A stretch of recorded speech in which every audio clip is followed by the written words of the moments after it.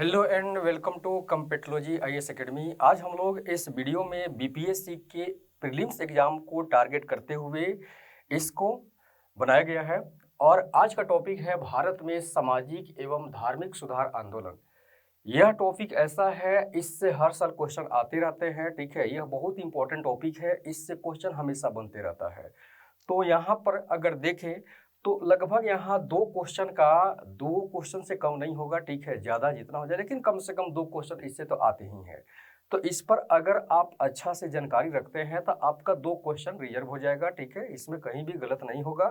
तो देखते हैं क्या क्या इसमें फैक्ट है। सबसे पहले यहाँ पर भारत में सामाजिक एवं धार्मिक सुधार आंदोलन 19वीं शताब्दी के उत्तरार्ध और 20वीं शताब्दी के प्रारंभ में खास करके देखें तो इन्हीं अवधियों में धार्मिक सुधार आंदोलन हुए हैं। इस अवधि में प्रारंभ में देखा जाए तो सामाजिक और धार्मिक सुधार आंदोलन हुए हैं। अलग अलग हमारे भारत के अलग अलग क्षेत्र में कई तरह के धार्मिक सुधार यहाँ पर आंदोलन हुए हैं। हिंदू धर्म से संबंधित हो या मुस्लिम धर्म से संबंधित हो या पारसी हो या सिख हो या जिस तरह के जितने भी मतलब कि निम्न जातियों का भी यहाँ पर क्या हुआ है, धार्मिक सुधार आंदोलन किए गए हैं। ठीक है, तो ये सब जितने भी हैं इन सब का डिटेल से यहाँ पर हम लोग चर्चा करते हैं। देश की पराधीनता का अभिशाप अनुभव हुआ, यानी कि जब हमारे देश में भारतीय सुधार आंदोलन हुआ था, सामाजिक और धार्मिक सुधार आंदोलन जब हुए थे, तो उस समय पता चला कि हमारे देश की जो अपनी संस्कृति, प्राचीन संस्कृति है, वह कितना महत्वपूर्ण है और कितना इम्पोर्टेंस उसकी है। ठीक है, तो उसके आधार पर और देश पर यानी हमारे देश में देखें तो इस समय तक यानी कि यह 20वीं यानी कि 19वीं और 20वीं शताब्दी के बीच की बात हो रही है। तो इस समय तक देखें तो इस पर ईस्ट इंडिया कंपनी यहाँ पर कब्जा कर चुकी है, ब्रिटिश यहाँ पर अपना कब्जा कर चुके हैं और वे लोग सभ्यता का पाठ यहाँ पर पढ़ा रहे हैं। और जब धार्मिक सुधार आंदोलन होता है और उसमें धर्म की विवेचना जब की जाती है, अपने धर्म की उसमें सुधार करने की जब बात आती है, तब लोगों को यह पता चलता है कि हमारा प्राचीन काल में ही हमारे देश कितना अच्छा और हमारे देश की क्या क्या धर्म संस्कृतियां रही है, वह अपने आप में देखे तो बहुत ही उच्च कोटि की थी। और झूठे ही अंग्रेज आकर हमारे देश पर कब्जा करके सभ्यता का पाठ पढ़ा रहे हैं। ठीक है, तो ये सारी बातों का जब इन लोगों को पता चलता है तो देश की पराधीनता का अभिशाप अनुभव हुआ कि हमारा देश हमारी संस्कृति को, हमारी सभ्यता को दबाए हुए है। ठीक है, तो इस तरह से यह अभिशाप का यह अनुभव प्राप्त होता है। फिर है प्राचीन भौतिक वैभव और आध्यात्मिक ज्ञान की ओर यह क्या होता है, यानी कि इसको सुधार करने के लिए आगे बढ़ा जाता है। भारत के पुनरुत्थान के प्रबल इच्छा उत्पन्न होती है कि भारत के जो भी संस्कृतियां हैं, सभ्यता है, ठीक है, जो भी धार्मिक यहाँ पर जो बातें हैं उसको हम लोग क्या करें और पुनरुत्थान करें, यानी कि पुनर्जागरण इसमें लाने का एक तरह का मतलब की व्यवस्था किया जा रहा है। बंगाल में राजा राम मोहन राय ब्रह्म समाज के माध्यम से, पंजाब और उत्तर प्रदेश में स्वामी दयानंद सरस्वती और आर्य समाज, महाराष्ट्र में प्रार्थना समाज, ये सारे चीज जो है देखिए तो हमारे देश की सभ्यता और संस्कृति में सामाजिक और धार्मिक की सब आंदोलन के तहत यानी कि सुधार आंदोलन के तहत देखें तो इन सब का बहुत बड़ा योगदान रहा है। हालांकि और भी लोगों का यहाँ पर योगदान काफ़ी है, ठीक है, लेकिन इनका देखें तो काफ़ी इसमें योगदान रहा है। बाकी और लोगों का भी इसमें योगदान है, तो उनको भी हम लोग यहाँ पर सबको यहाँ पर डिटेल से चर्चा करेंगे। नेक्स्ट, भारत के पुनरुत्थान में यानी कि भारत के पुनर्जागरण में भी कह सकते हैं में किसका किसका योगदान रहा है खास करके, तो देखा जाए तो रामकृष्ण परमहंस, फिर स्वामी विवेकानंद का, फिर रामकृष्ण मिशन का, ठीक है, थियोसॉफिकल सोसाइटी का, सर सैयद अहमद खां का, ठीक है, फिर उसके बाद देखें तो दयानंद सरस्वती जी का। ठीक है, तो इन सब लोगों का देखें तो यहाँ पर काफ़ी ही बहुमूल्य योगदान रहा है हमारे देश की धार्मिक और सामाजिक सुधार के लिए। नेक्स्ट, भारत में सामाजिक एवं धार्मिक सुधार आंदोलन में देखा जाए तो भारत में अंग्रेजी शासन की स्थापना जब होती है, भारत के राजनीतिक, आर्थिक, सामाजिक एवं सांस्कृतिक जीवन प्रभावित हुआ इससे। ठीक है, यानी कि हमारे देश की अपनी राजनीतिक, आर्थिक, वह राजनीतिक जो अशोक के समय के देखिए चाणक्य का अर्थशास्त्र कितना बढ़िया वहाँ पर मतलब कि प्रशासन और राजनीति के बारे में वहाँ पर बात करता है। ठीक है, उस अर्थशास्त्र के माध्यम से मौर्य साम्राज्य को यहाँ पर स्थापित किया गया था, यानी कि अर्थशास्त्र के माध्यम से मौर्य प्रशासन का यहाँ पर व्यवस्था किया गया था। मौर्य प्रशासन अपने आप में देखिए तो काफी उच्च कोटि का था, ठीक है। गुप्त पीरियड की प्रशासनिक व्यवस्था को भी देखते हैं तो वह भी अपने आप को उच्च कोटि का था। इस तरह से देखा जाए तो आज भी कौटिल्य के अर्थशास्त्र को विदेशों में भी पढ़ाने की बात होती है और उसको दबा दिया इन अंग्रेजों ने। और इस तरह से देखिए तो भारत के राजनीतिक, आर्थिक, सामाजिक एवं सांस्कृतिक जीवन को प्रभावित किया किन लोगों ने, यानी कि अंग्रेजों ने अपने औपनिवेशिक काल में। प्राच्यवादियों द्वारा भारत के अतीत को वैभवशाली बताना, ठीक है। जैसे अगर देखा जाए तो सर विलियम जोन्स, फिर James Prinsep, Charles Wilkinson, Max Muller, इन लोगों ने हमारे भारतीय अतीत की जो व्यवस्था थी और वह खास करके संस्कृति और धर्म समाज के बारे में इन लोगों ने उसको पुनरुत्थान करने की कोशिश किया है। और जैसे ही इन लोगों ने पुनरुत्थान करने की कोशिश किया और प्रिंटिंग प्रेस का आविष्कार हो चुका था और लोगों को जब इसकी बात की पता चलती है तो अपने तर्क की कसौटी पर उसको जांचने पर रखने की बात आती है और वो लोग ऐसे जांच कर तब उन लोगों को पता चलता है कि हमारे खुद अपने प्राचीन काल की जो संस्कृति है वह कितना अपने आप में अच्छी थी।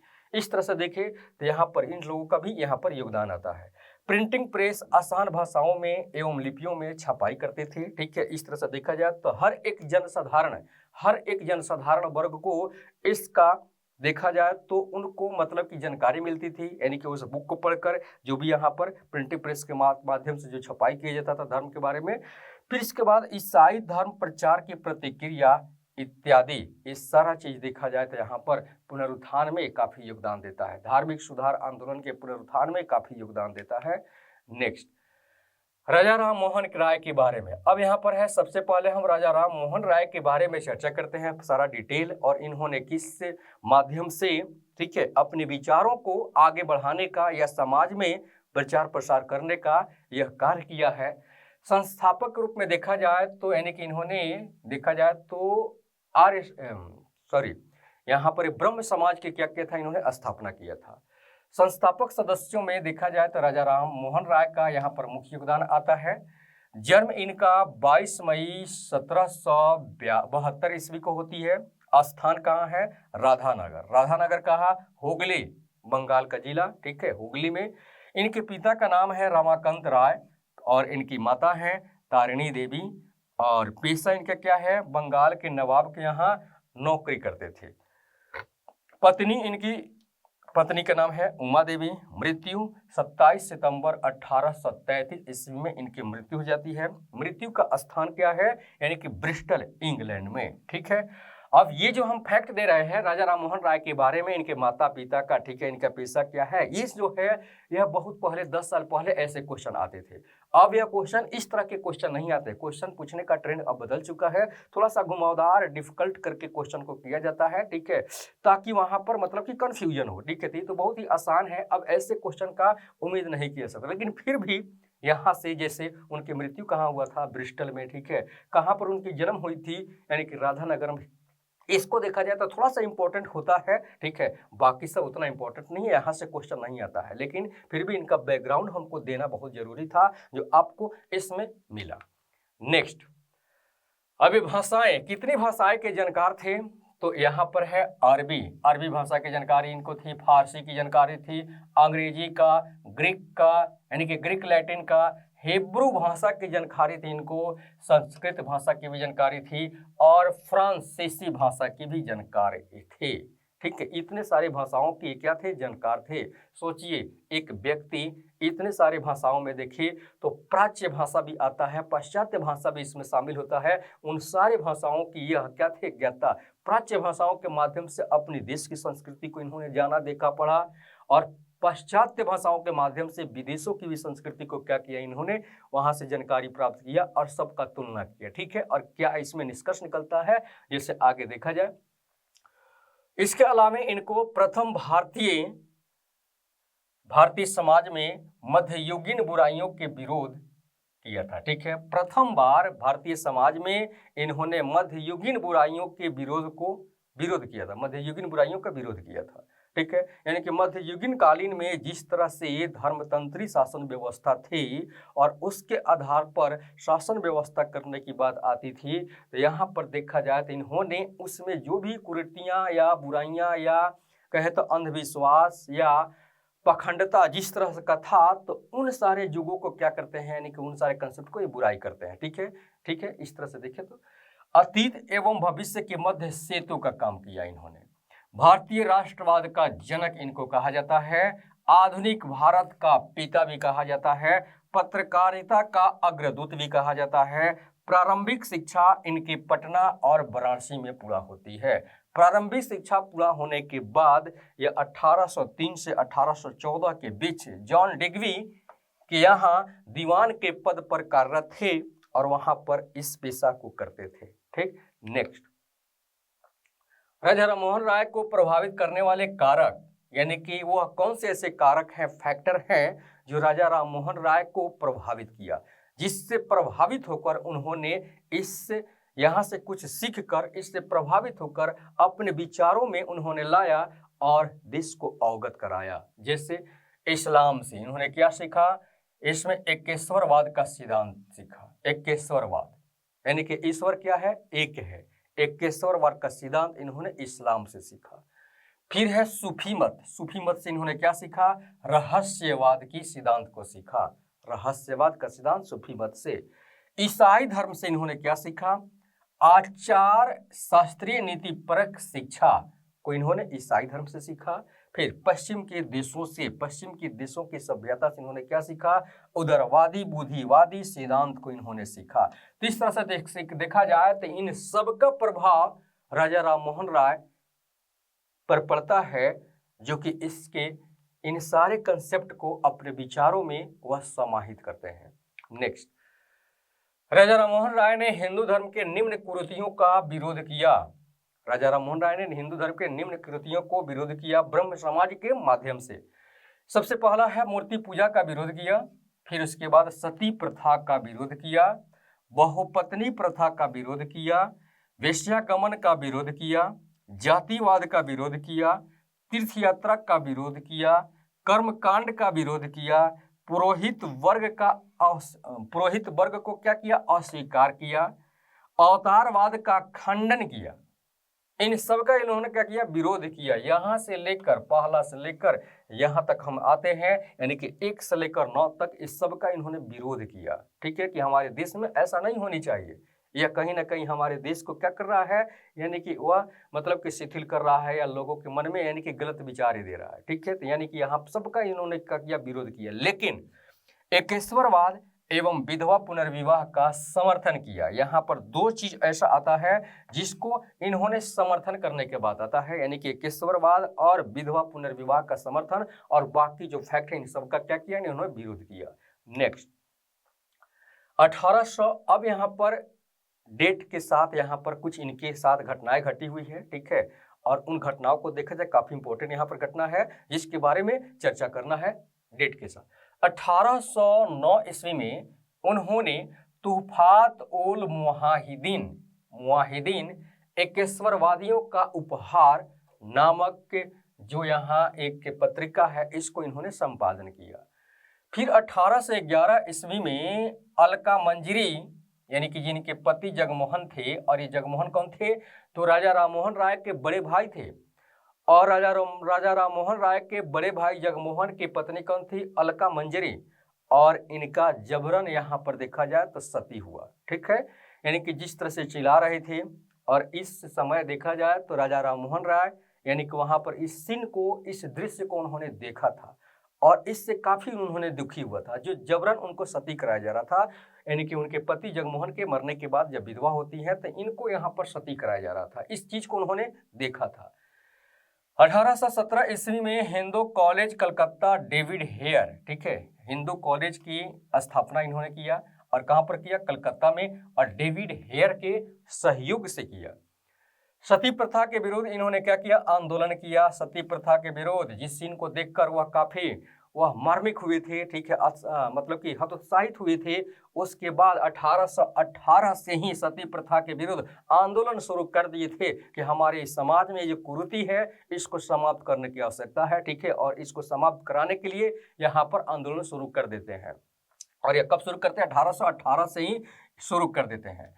फिर उसके बाद 1829 में सती प्रथा निषेध कानून बनाया गया। इस समय governor general Lord William Bentinck थे और उन्होंने कानून यानी कि 17 धारा 17 के तहत उन्होंने इस प्रथा को क्या कर दिया? बंद कर दिया। और सबसे पहले देखा जाए तो यह कहां पर लागू होता है? कलकत्ता में होता है। कलकत्ता प्रेसिडेंसी में इसको लागू की जाती है। और यह कब होता है? 1829 में। एक साल के बाद 1830 ईस्वी में यह मद्रास और बंबई प्रेसिडेंसी में भी लागू कर दिया जाता है। और इस तरह से देखा जाए तो सती प्रथा निषेध कानून पारित करवाने में और इसको लागू करवाने में राजा राम मोहन राय का बहुत बड़ा यहाँ पर योगदान होता है। और यह कुरीति और यह अंधविश्वास हमारे देश से मिट गया, ठीक है। इस तरह से देखा जाए तो लगभग मिट ही गया है, ठीक है। अब कहीं भी इसको देखने को नहीं आता है। उसके बाद 1815 में उन्होंने आत्मीय सभा का गठन किया। 1820 में ईसा के नीति वचन शांति और खुशहाली का प्रकाशन किया। किसने किया? राजा राम मोहन राय ने किया। ईसाई धर्म की सहजता, और इसमें क्या है? ईसाई धर्म की सहजता एवं नैतिकता में दृढ़ विश्वास का दर्शन इसमें दिखाई देता है, जिससे यह काफी प्रभावित हुए थे। 1821 में अपने विचारों को प्रचार प्रसार के लिए संवाद कौमुदी, ठीक है, और संवाद कौमुदी अंग्रेजी भाषा में, ठीक है, और प्रज्ञाचंद बंगाली भाषा में इन्होंने इसका संपादन किया। 1822 ईस्वी में हिंदू उत्तराधिकार नियम इन्होंने दिया। 1825 ईस्वी में वेदांत कॉलेज स्थापना किया। कहां पर? कलकत्ता में। वेदांत कॉलेज की स्थापना किया कलकत्ता में। और हिंदू कॉलेज की स्थापना यहां पर देखा जाए तो कलकत्ता में हुआ है डेविड हेयर की मदद से, और 1817 ईस्वी में, ठीक है। ये सारी बात जो है यह राजा राम मोहन राय से संबंधित है। फिर इसके बाद अब आता है ब्रह्म समाज। इन्होंने ब्रह्म समाज के माध्यम से हमारे समाज को क्या एक दिशा देते हैं, क्या एक सिद्धांत देते हैं, इसके बारे में। 20 अगस्त 1828 को आत्मीय सभा का इन्होंने क्या किया था? गठन किया था, जो आगे चलकर यह ब्रह्म समाज के रूप में डेवलप हुआ, ठीक, यानी कि ब्रह्म समाज के रूप में डेवलप हुआ। आत्मीय सभा ही ब्रह्म समाज के रूप में डेवलप हुआ। अब इस ब्रह्म समाज का उद्देश्य क्या था? सबसे पहले देखें तो हिंदू धर्म को शुद्ध करने, वैसे हिंदू लोगों को शुद्ध करने का जो किसी डर से या लालच बस किसी दूसरे धर्म में कन्वर्ट हो गए हैं, ठीक है, हिंदू धर्म को छोड़कर वह हिंदू धर्म को परित्याग करके किसी दूसरे धर्म में वह चले गए हैं, तो उनको फिर पुनः वापस लाने के लिए अब यहाँ पर इन्होंने शुद्ध करने के लिए, ठीक है, हिंदू धर्म में यहाँ पर देखा जाए तो उनको शुद्धि आंदोलन के माध्यम से शुद्ध किया जाता था और पुनः हिंदू धर्म में उनको फिर शामिल किया जाता था।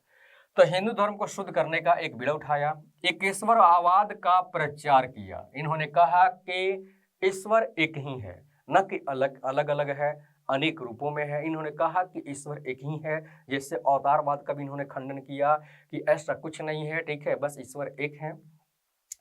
उसके बाद देखा जाए तो यह उच्च वर्ग के शिक्षितों को ही आकर्षित कर लिया, यानी कि ब्रह्म समाज के सिद्धांतों को देखा जाए तो खास करके उच्च वर्ग के शिक्षितों को ही यह क्या किया? आकर्षित किया। निम्न वर्ग के लोगों को यह आकर्षित नहीं कर सका और यही इसकी क्या थी? यानी कि असफलता थी। असफलता कहा जा सकता है कि उच्च वर्ग के शिक्षितों को आकर्षित किया लेकिन निम्न वर्ग के लोगों को आकर्षित नहीं किया। इसमें अन्य धर्मों की सर्वोच्च शिक्षाओं का भी समावेश किया गया है ब्रह्म समाज में। ब्रिटिश शासन का ये क्या करते थे? समर्थन करते थे। इनका कहना था कि देश की आज़ादी ये नहीं चाहते थे, ये चाहते थे कि ये ब्रिटिश जो है यहाँ पर जिस तरह के अपने सिद्धांत को लाए हुए हैं और जिस तरह से एक आधुनिकता का पाठ पढ़ाते हैं, तो इनके प्रशासन में भारतीयों को शामिल होकर, ठीक है, यहाँ पर कार्य करना चाहिए। यानी कि उस समय यह देश की आज़ादी के लिए पक्षधर नहीं थे, ठीक है। बाद में कहते हैं कि पहले इनकी प्रशासन व्यवस्था को समझना चाहिए और यहाँ पर ये बात इन्होंने किसने कहा था? यानी कि ब्रह्म समाज के माध्यम से राजा राम मोहन राय ने। पाश्चात्य शिक्षा पर इन्होंने विशेष जोर दिया था। पाश्चात्य शिक्षा, यानी कि विदेशियों की अंग्रेजों की जो शिक्षा व्यवस्था थी, पाश्चात्य जो संस्कृति थी, वहाँ की जो भाषाएं थी, उन पर इन्होंने क्या किया था, काफ़ी यहाँ पर समर्थन करने की बात आती है, उसको काफ़ी इन्होंने फोकस किया था। ये बोलते थे कि प्राच्य शिक्षा, हमारे देश की जो शिक्षा व्यवस्था है, इसके आधार पर अगर यहाँ पर आगे बच्चों को ये शिक्षा दिया जाए तो हमारा देश कूपमंडूप में बना रहेगा। कूपमंडूप का यहाँ मतलब है कि देश यानी कि एक सीमित दायरे में ही रहेगा और अपने आप को कहेगा कि हम दुनिया के धर्मों से या देशों से श्रेष्ठ हैं, जबकि ऐसा नहीं होता है। इसको कहा जाता है कूपमंडूप। हमारा देश क्या होगा, कूपमंडूप में बना रहेगा। युगदूत, यानी कि सुभाष चंद्र बोस ने इनको युगदूत कहा है, युग का दूत कहा है, इस युग के दूत कहा है, ठीक है। यानी किसने कहा, सुभाष चंद्र बोस ने कहा था। 1831 ईस्वी में अकबर द्वितीय राजा की उपाधि इनको प्रदान करते हैं। अकबर द्वितीय ने क्या किया, राजा राम मोहन राय को राजा की एक जो टैग लगा हुआ है सब नाम के पहले राजा, जिसको हम लोग कहते हैं राजा राम मोहन राय, तो यह राजा की उपाधि किसने दिया था, अकबर द्वितीय ने दिया था। और खास करके देखा जाए तो इन्होंने राजा की उपाधि देकर और उसके बाद इन्होंने कहा कि आप मेरे पेंशन को बढ़ाने के लिए आप इंग्लैंड जाइए, ठीक है। और वहाँ पर इंग्लैंड जाते हैं राजा राम मोहन राय इनकी पेंशन को बढ़ाने के लिए। और यह बात होती है 1831 में, जब यहाँ से इंग्लैंड जाते हैं तो वहीं विलियम चतुर्थ, ठीक है, ब्रिटिश सम्राट विलियम चतुर्थ के दरबार में लगभग 2 वर्ष रहते हैं। और वहाँ पर एक ब्रिस्टल नामक स्थान है जहाँ पर प्लेग फैला हुआ था और उसी के चपेट में आ जाते हैं और वहीं पर प्लेग के कारण उनकी मृत्यु हो जाती है और उनकी समाधि स्थल वहीं पर बनी हुई है ब्रिस्टल में, ठीक है, इंग्लैंड के ब्रिस्टल में। ब्रह्म समाज का संचालन महर्षि द्वारिकानाथ टैगोर एवं पंडित रामचंद्र विद्या वागीश के द्वारा अब किया जाने लगा। इनकी मृत्यु के बाद ब्रह्म समाज को आगे बढ़ाने का कार्य महर्षि द्वारिकानाथ टैगोर एवं पंडित रामचंद्र विद्या वागीश ने किया। अब देवेंद्रनाथ टैगोर के बारे में क्या क्या कहानी है। 1839 में तत्वरंजनी सभा, यानी कि कलकत्ता में इन्होंने तत्वरंजनी सभा का गठन किया, जो आगे चलकर तत्वबोधिनी सभा कहलाया। किसने किया, देवेंद्रनाथ टैगोर ने। यानी कि ब्रह्म समाज का बागडोर संभालने के पहले इन्होंने तत्वरंजनी सभा का कलकत्ता में गठन कर चुके थे और तत्वबोधिनी जो सभा कहलाया। तत्वबोधिनी सभा एवं तत्वबोधिनी पत्रिका के माध्यम से अतीत के अध्ययनों को आगे क्या किया, यानी कि पुनर्जागरण के रूप में उसको उजागर किया। अतीत के जितने भी अच्छे अच्छे बात थे हमारे देश के, हमारे धर्म के, उनको इन्होंने क्या किया, उजागर करने का काम किया, लोगों के सामने पेश करने का काम किया। इसके माध्यम से, किसके माध्यम से, तत्वबोधिनी सभा और एक तत्वबोधिनी पत्रिका के माध्यम से बार बार ये बात लिखी जाती थी, हमारा अतीत क्या था, हमारे अतीत की संस्कृति क्या थी, हमारे अतीत की धार्मिक व्यवस्था क्या थी, ठीक, हमारे अतीत की सामाजिक व्यवस्था क्या थी। और इसको ये क्या करते थे, उजागर करते थे, लोगों को सामने पेश करते थे ताकि लोग भी इससे अवगत हो।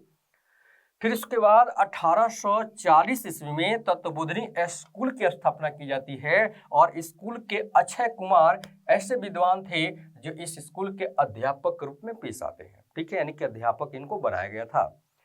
फिर इसके बाद 1843 में ब्रह्म सभा आगे बढ़ाया, यानी कि 1843 ईस्वी में इन्होंने ब्रह्म समाज में शामिल हुआ और उस समय इसको क्या किया, आगे बढ़ाने का काम किया। वहां से ब्रह्म समाज का नेतृत्व 1843 से देवेंद्रनाथ टैगोर ने किया, ठीक है, और आगे इसको बढ़ाया। अलेक्जेंडर डफ, ईसाई धर्म प्रचारक, का इन्होंने काफी विरोध किया था। अलेक्जेंडर डफ उस समय, इनके तत्कालीन समय में देखा जाए तो एक ऐसा अंग्रेज व्यक्ति थे जो अपने ईसाई धर्म का काफी वखान करते थे, हमारा ईसाई धर्म ऐसा है, हमारे ईसाई धर्म वैसा है, ठीक है। और ये बात देवेंद्रनाथ टैगोर को अच्छा नहीं लगता था, जिनका काफी खंडन किया और इसका काफी विरोध भी किया, ठीक है। इस तरह से यहाँ पर इनमें टकराव की बात आती है यहाँ पर, ठीक है। तो ये हमारे फैक्ट जितने भी हैं देवेंद्रनाथ टैगोर जी का। फिर है केशव चंद्र सेन। केशव चंद्र सेन, अब देखा जाए तो 1857 के विद्रोह के समय ब्रह्म समाज के क्या बनते हैं, आचार्य बनते हैं। और यह आचार्य बनाने का काम कौन करते हैं, तो देवेंद्रनाथ टैगोर जी इनको आचार्य बनाते हैं, केशव चंद्र सेन को आचार्य बनाते हैं। और कब, 1857 के समय। उदारवादी विचारों ब्रह्म समाज की लोकप्रियता बढ़ा दी। इनकी यानी कि इस आचार्य जी का यानी कि केशव चंद्र सेन की उदारवादी विचार जो थी वह ब्रह्म समाज की लोकप्रियता को बढ़ा दी। इनके उदारवादी विचारों में देखा जाए तो बहुत सारे लोग इससे उदारवादी विचार से प्रभावित होने लगे, ठीक है, और उसको आत्मसात करने लगे, वह अपने साथ उसको लागू करने लगे। और यह देखते ही देखते हमारे देश के हर जगह यह इनकी लोकप्रियता काफी बढ़ने लगी। परिणाम स्वरूप इसकी शाखाएं बंगाल से बाहर भी बढ़ी। किसकी शाखाएं? ब्रह्म समाज की शाखाएं बंगाल से बाहर भी बढ़ी, यानी कि पंजाब की तरफ, उत्तर प्रदेश हो गया, फिर से महाराष्ट्र हो गया, इन सारे देशों में देखें यानी कि मद्रास भी हो गया, इन सब मतलब कि एरियाज में देखें तो यहाँ पर क्या यानी कि ब्रह्म समाज की शाखाएं यहाँ पर बढ़ने लगती हैं। और खास करके देखें तो इनके समय में लगभग 54 शाखाओं को बनाया गया। ब्रह्म समाज के 54 शाखाएं ब्रांचेज जो है यह डेवलप हुई हमारे देश में अलग अलग मतलब कि जगहों पर। तो इस तरह से इनकी लोकप्रियता काफी यहाँ पर दिखाई देती है कि इनको लोग किस तरह से आत्मसात करते थे, किस तरह से इनके विचारों से लोग प्रभावित होते थे, और ये से ही विचारों को प्रभावित होकर 54 शाखाएं बन जाती है। और किसके समय में? केशव चंद्र सेन के समय में। खास करके देखें तो ब्रह्म समाज को सबसे ज्यादा डेवलप करने का, उनके विचारों को आगे बढ़ाने का कार्य अगर कोई किया है तो वो कौन है? केशव चंद्र सेन है, ठीक है, और इन्होंने किया था। फिर है कि केशव चंद्र सेन अन्य सामाजिक संगठनों में भी मदद किया था, जैसे संगत सभा बनाया गया था आध्यात्मिक तथा सामाजिक समस्याओं पर विचार करने के लिए। और इसको देखा जाए तो इसके माध्यम से ये कार्य किए जाते हैं, और इसको भी मदद किया था किसने? केशव चंद्र सेन ने इसको डेवलप करने में। फिर है वेद समाज, कहाँ पर? मद्रास यात्रा के समय। जब इनका केशव चंद्र सेन का मद्रास यात्रा हो रहा था, जब ये मद्रास गए हुए थे तो वहां पर श्रीधरलू नायडू काफी इनके विचारों से प्रभावित हुए। और वहीं दक्षिण भारत में ही यानी कि दक्षिण भारत का इन्होंने ब्रह्म समाज को डेवलप किया, यानी कि श्रीधरलू नायडू के माध्यम से वेद समाज की वहां पर स्थापना की जाती है मद्रास में। और यहाँ पर देखा जाए तो यही वेद समाज दक्षिण भारत का ब्रह्म समाज कहलाया। फिर उसके बाद प्रार्थना समाज का भी स्थापना होता है, किनके मदद से? केशव चंद्र सेन जी की मदद से। जब इन्होंने महाराष्ट्र यात्रा किया था, जब ये महाराष्ट्र की तरफ जा रहे थे, वहां पर गए तो यहाँ पर 2 पर्सन है, गोविंद रानाडे एवं आत्मारंग पांडुरंग, यानी कि इन 2 पर्सन जो है यह काफी इनके विचारों से प्रभावित होते हैं, और प्रभावित होकर यहाँ पर देखें तो प्रार्थना समाज की स्थापना कर देते हैं, ठीक है। प्रार्थना समाज क्या है? एक तरह से ब्रह्म समाज का एक ब्रांच है, ठीक है, और यह प्रार्थना समाज के माध्यम से ब्रह्म समाज के विचारों को आगे बढ़ाने का कार्य किया जाने लगा। और इसमें भी यानी कि इन्होंने योगदान दिया। प्रार्थना समाज की स्थापना केशव चंद्र सेन को नहीं माना जाएगा। प्रार्थना समाज की क्या कहते हैं, वेद समाज की स्थापना केशव चंद्र सेन को नहीं माना जाएगा। वेद समाज के स्थापक कौन थे? तो श्रीधरलू नायडू थे, लेकिन इनको मदद किसने किया था? केशव चंद्र सेन ने किया था। उसी तरह प्रार्थना समाज के संस्थापक कौन थे? तो गोविंद रानाडे और आत्मारंग पांडुरंग थे, ठीक है, लेकिन इसमें मदद किसने किया था? तो केशव चंद्र सेन जी ने किया था। तो इस तरह से देखा जाए तो ये सारे फैक्ट भी इनके साथ जुड़ा हुआ। नेक्स्ट 1881 की बात है। इंडियन मिरर और यह पत्रिका जो है अंग्रेजी भाषा में है, प्रथम भारतीय दैनिक समाचार पत्र का प्रकाशन किया केशव चंद्र सेन ने। फिर केशव चंद्र सेन ने ब्रह्म समाज को अखिल भारतीय का स्वरूप प्रदान किया। अखिल भारतीय का तो स्वरूप हो ही गया, जब देश में देखा जाए तो अलग अलग जगहों पर इसकी ब्रांचेस खुल रही है। इसी के सिद्धांतों को, संकल्पनाओं को देखा जाए तो अलग अलग संगठनों के माध्यम से आगे बढ़ाने का कार्य किया जा रहा है। उत्तर से लेकर दक्षिण तक, भारत तक यह इसका विकास हो चुका है, ठीक है। तो फिर इसको हम कह सकते हैं कि अखिल भारतीय का स्वरूप प्रदान किया। किसको? ब्रह्म समाज को, केशव चंद्र सेन ने। फिर 1865 में यानी कि केशव चंद्र सेन और देवेंद्रनाथ टैगोर में विवाद होता है, और विवाद के कारण देवेंद्रनाथ टैगोर जो केशव चंद्र सेन को नियुक्त किया था इस ब्रह्म समाज की भागडोर संभालने के लिए, वहां पर उनको हैंडओवर किया था। अब इनके बीच में विवाद हो जाती है और सेन को, केशव चंद्र सेन के आचार्य के पद से देवेंद्रनाथ टैगोर मुक्त कर देते हैं। देवेंद्रनाथ टैगोर केशव चंद्र सेन को आचार्य के पद से मुक्त कर देते हैं। विवाद इतना बढ़ गया था कि इनको डिसमिस कर देते हैं इस पद से, पोस्ट से। अब देखिए इस व्यक्ति का यानी कि देवेंद्रनाथ टैगोर के बाद क्या कौन आते हैं? केशव चंद्र सेन। केशव चंद्र सेन का पॉपुलैरिटी इतनी ज्यादा बढ़ गई है और इस विवाद के कारण जब उनको डिसमिस किया जाता है देवेंद्रनाथ टैगोर के माध्यम से, तो फिर वो तो शांत नहीं बैठेंगे। तो 1865 में ही जिस समय इनको पद से मुक्त किया जाता है, उसी समय केशव चंद्र सेन ने क्या किया? आदि ब्रह्म समाज की स्थापना कर दिया। किसकी स्थापना कर दिया? आदि ब्रह्म समाज की स्थापना कर दिया।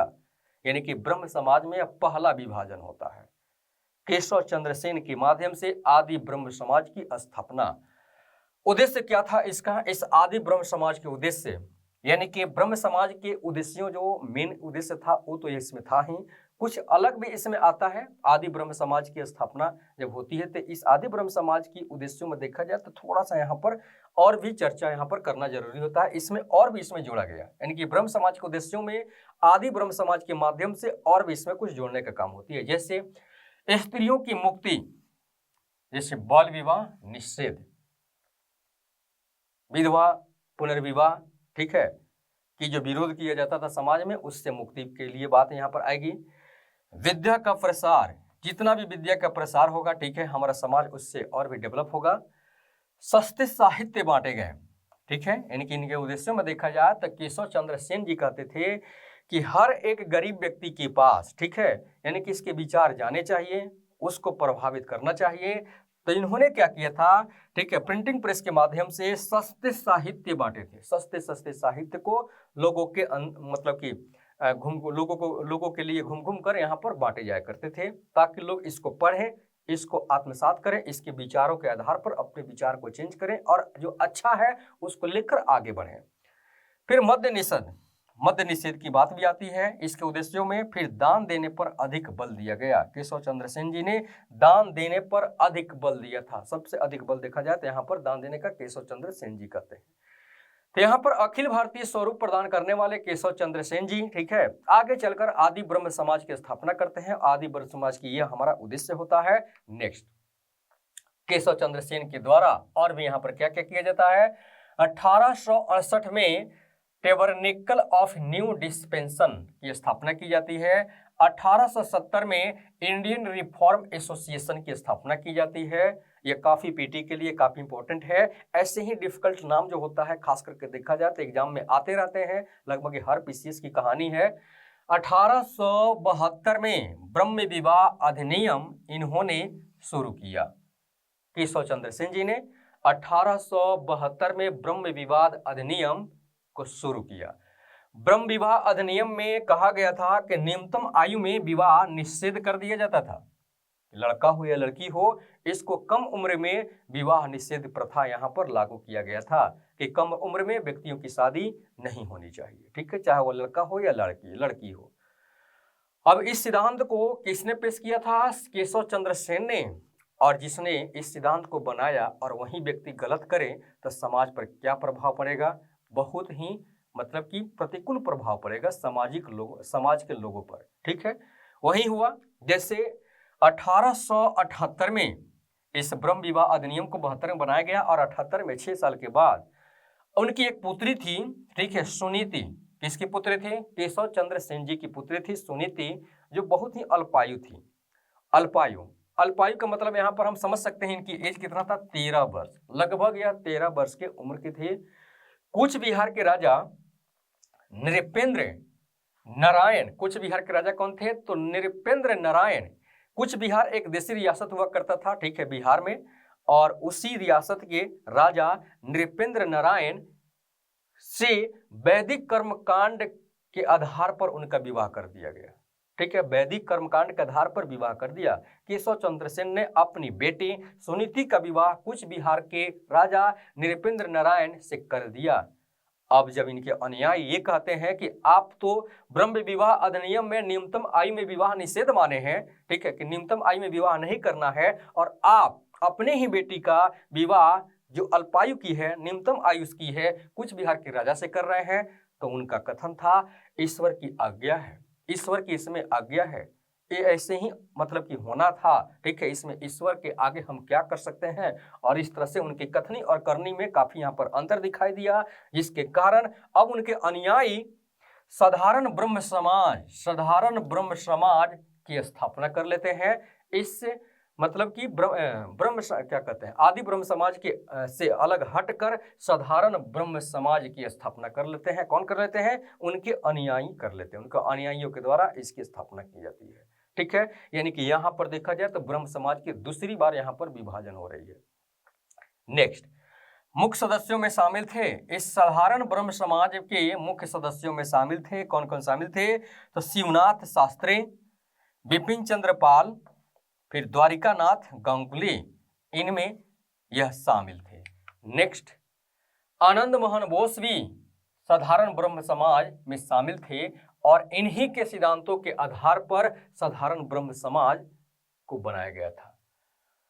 अब उद्देश्य क्या है? साधारण ब्रह्म समाज का उद्देश्य क्या है? जाति प्रथा का विरोध करना। शायद यह ब्रह्म समाज में भी यही सिद्धांत दिया गया था।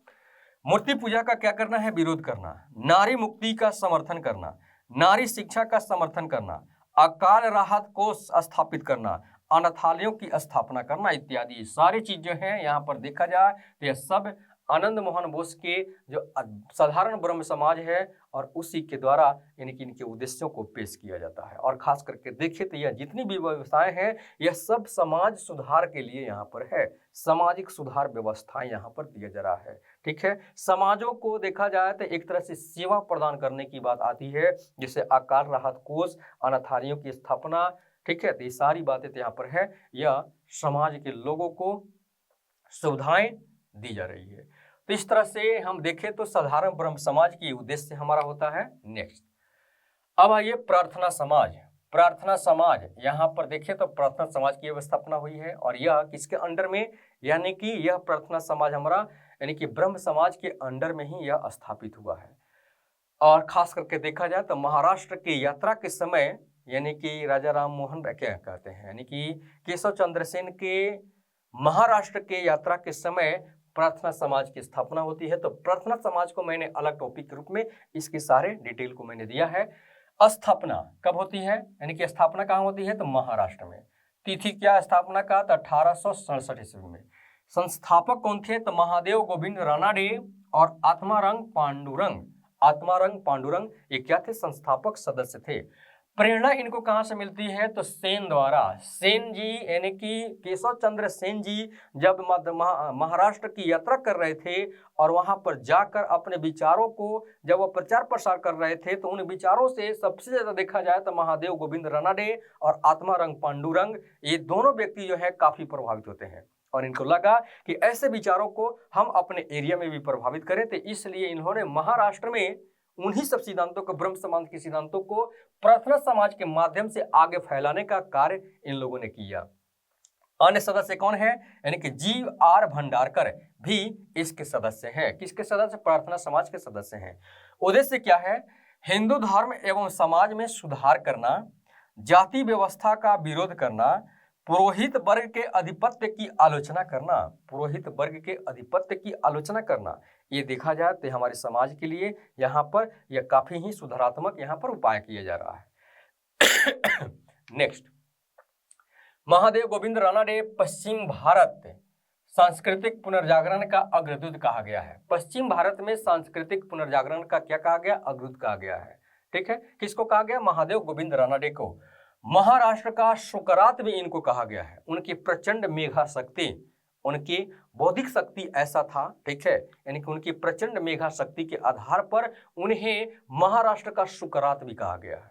सुकरात बहुत बड़े विद्वान थे, ठीक है, जो हमारे देखें तो ये मतलब कि यूरोप के रहने वाले थे और उसी के आधार पर देखा था तो प्रचंड मेधा शक्ति के आधार पर महाराष्ट्र का सुकरात कहा गया है।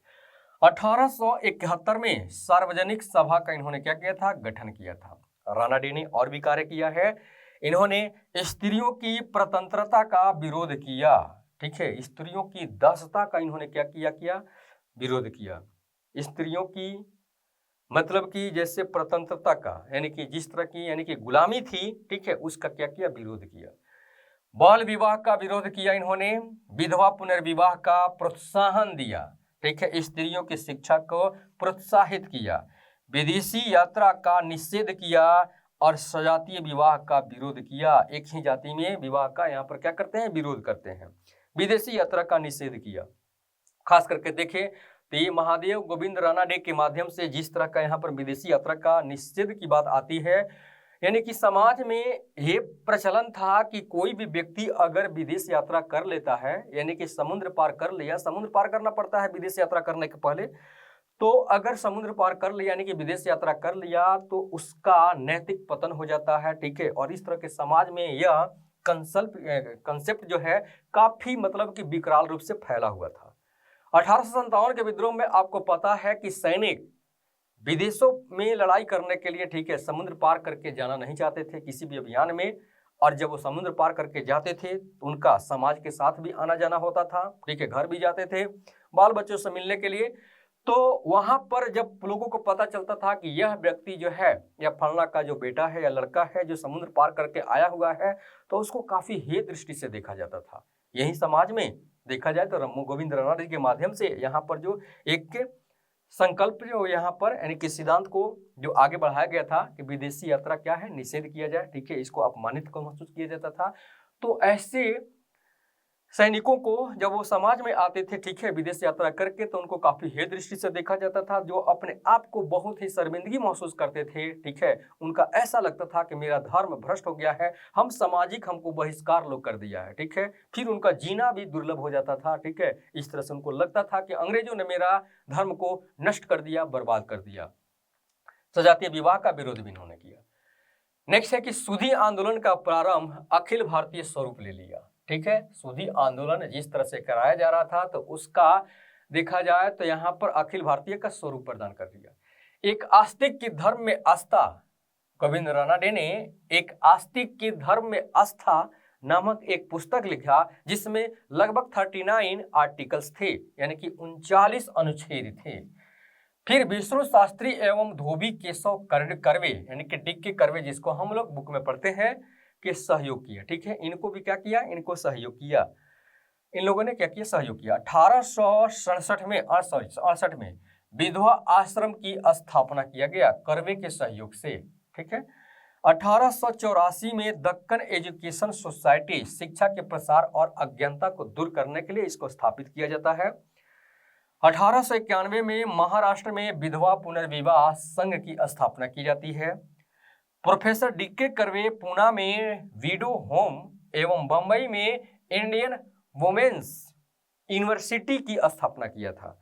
1910 में पंजाब में दयाल सिंह ने प्रन्यास यानी कि दयाल सिंह कॉलेज, यानी कि नाम है दयाल सिंह प्रन्यास, और इन्होंने दयाल सिंह कॉलेज की स्थापना किया था। इन्हीं प्रार्थना समाज से प्रभावित होकर किसने, यानी कि दयाल सिंह प्रन्यास ने, कहां पर, पंजाब में।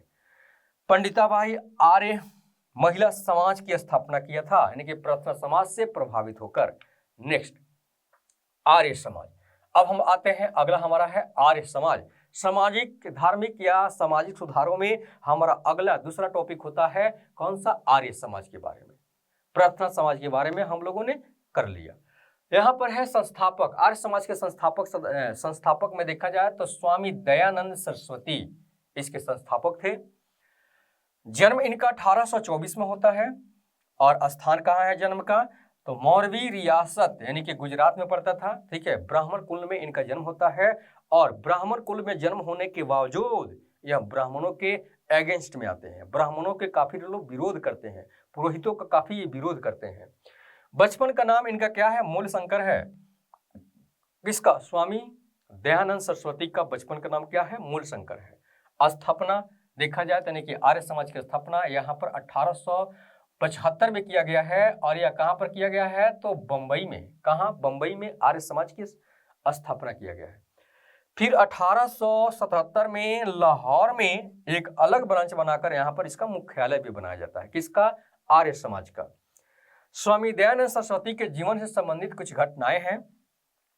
स्वामी दयानंद सरस्वती के जीवन के 16वें वर्ष में एक घटना घटती है, उनकी बहन की मृत्यु हो जाती है और इनकी प्रिय बहन की जब मृत्यु होती है तो इस मृत्यु से काफी वह डगमगा जाते हैं और देखा जाए तो बैरागी बन जाते हैं।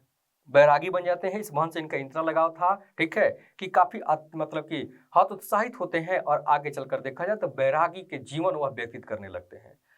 कुछ समय बाद, लगभग 5 वर्ष के बाद 21वें वर्ष में देखें तो इन्होंने क्या किया, इस बैरागी जीवन को से अब एक गृह त्याग कर लेते हैं, यानी कि वैरागी जीवन के रूप में अब गृह त्याग कर लेते हैं। कितने वर्ष के बाद, यानी कि 21वें वर्ष के समय गृह त्याग कर लेते हैं।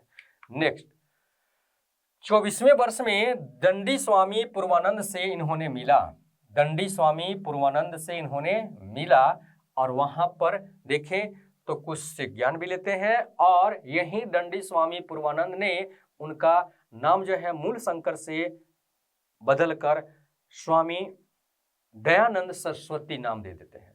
ठीक है, दयानंद सरस्वती का नाम दिया जाने वाला व्यक्ति कौन है, ठीक है, यानी कि स्वामी पूर्वानंद जी के द्वारा, ठीक है, मूल शंकर का नाम बदलकर दयानंद सरस्वती नाम दिया गया। ठीक, उसके बाद 35वें वर्ष में बहुत लंबे जर्नी के बाद बिरजानंद स्वामी इनसे मिलते हैं, ठीक है, मथुरा में इनसे मुलाकात होती है और इन्होंने वेदों की ज्ञान दिया, वेदों की ज्ञान दिया, ठीक है, जितने भी हमारे वेद थे उनकी ज्ञान दिया बिरजानंद स्वामी ने। आपको यहाँ पर कंफ्यूज नहीं होना है, क्वेश्चन बार बार आता है कि जैसे आर्य समाज के संस्थापक दयानंद सरस्वती जो है, ठीक है, दयानंद सरस्वती का नाम जो है किसने नामकरण किया था, तो स्वामी पूर्वानंद ने किया था।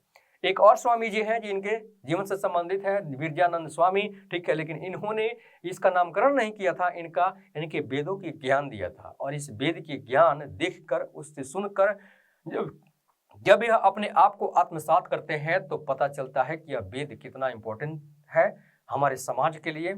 इसलिए वेदों की काफी व्याख्या करने लगे और इनका एक नारा भी होता है कि वेदों की ओर पुनः लौटो, पुनः वेदों की ओर लौटो। ठीक है, इस तरह से देखा जाए, क्योंकि वेद के आधार पर, जो वेद में हमारे सिद्धांत दिए गए हैं उसके आधार पर कोई समाज अगर आगे बढ़ता है उसके सिद्धांतों को पालन करते हुए, तो फिर ये समाज काफी गतिमूलक हो सकता है। इस तरह से यहाँ पर इनकी बात आती है। मतलब यह अपने प्राच्य जो संस्कृति सभ्यता थी उसके आधार पर यह समाज को आगे डेवलप करने की बात करते हैं। पुनः वेदों की ओर लौटो इनका एक प्रसिद्ध नारा था। 1863 में पाखंड खांडनी पताका इन्होंने लहराया और इसमें क्या था कि झूठे धर्मों के खंडन इन्होंने किया। इस प्रकार का पुरोहित वर्ग या कोई भी ब्राह्मण वर्ग यानी कि अपने धर्म की जिस तरह से विशेषता बताता है, ठीक है, महिमा मंडित करता है, उसको उस पर ये क्या करते हैं, उसका खंडन इन्होंने किया। फिर उसके बाद पुराणों की प्रामाणिकता को अस्वीकार कर दिया। पुराण में जो बात कही गई है उसके प्रामाणिकता को क्या किया, इन्होंने अस्वीकार कर दिया। उसके बातों को इन्होंने नहीं माना कि हमारे समाज के लिए उपयुक्त नहीं है। और इस तरह से देखें तो यहाँ पर ये सारी बातें ठीक हमारे स्वामी दयानंद सरस्वती जी का है। मानव को कर्म करने पर इन्होंने क्या किया, बल दिया। सबसे ज्यादा अगर देखें तो इन्होंने मानव को कर्म करने पर बल दिया और कुछ नहीं, सिर्फ कर्म करो। कर्म के आधार पर ही किसी व्यक्ति की देखें तो उसकी आगे मतलब कि काफी वो डेवलप होता है। कर्म ही सबसे बड़ी चीज इन्होंने बताया था।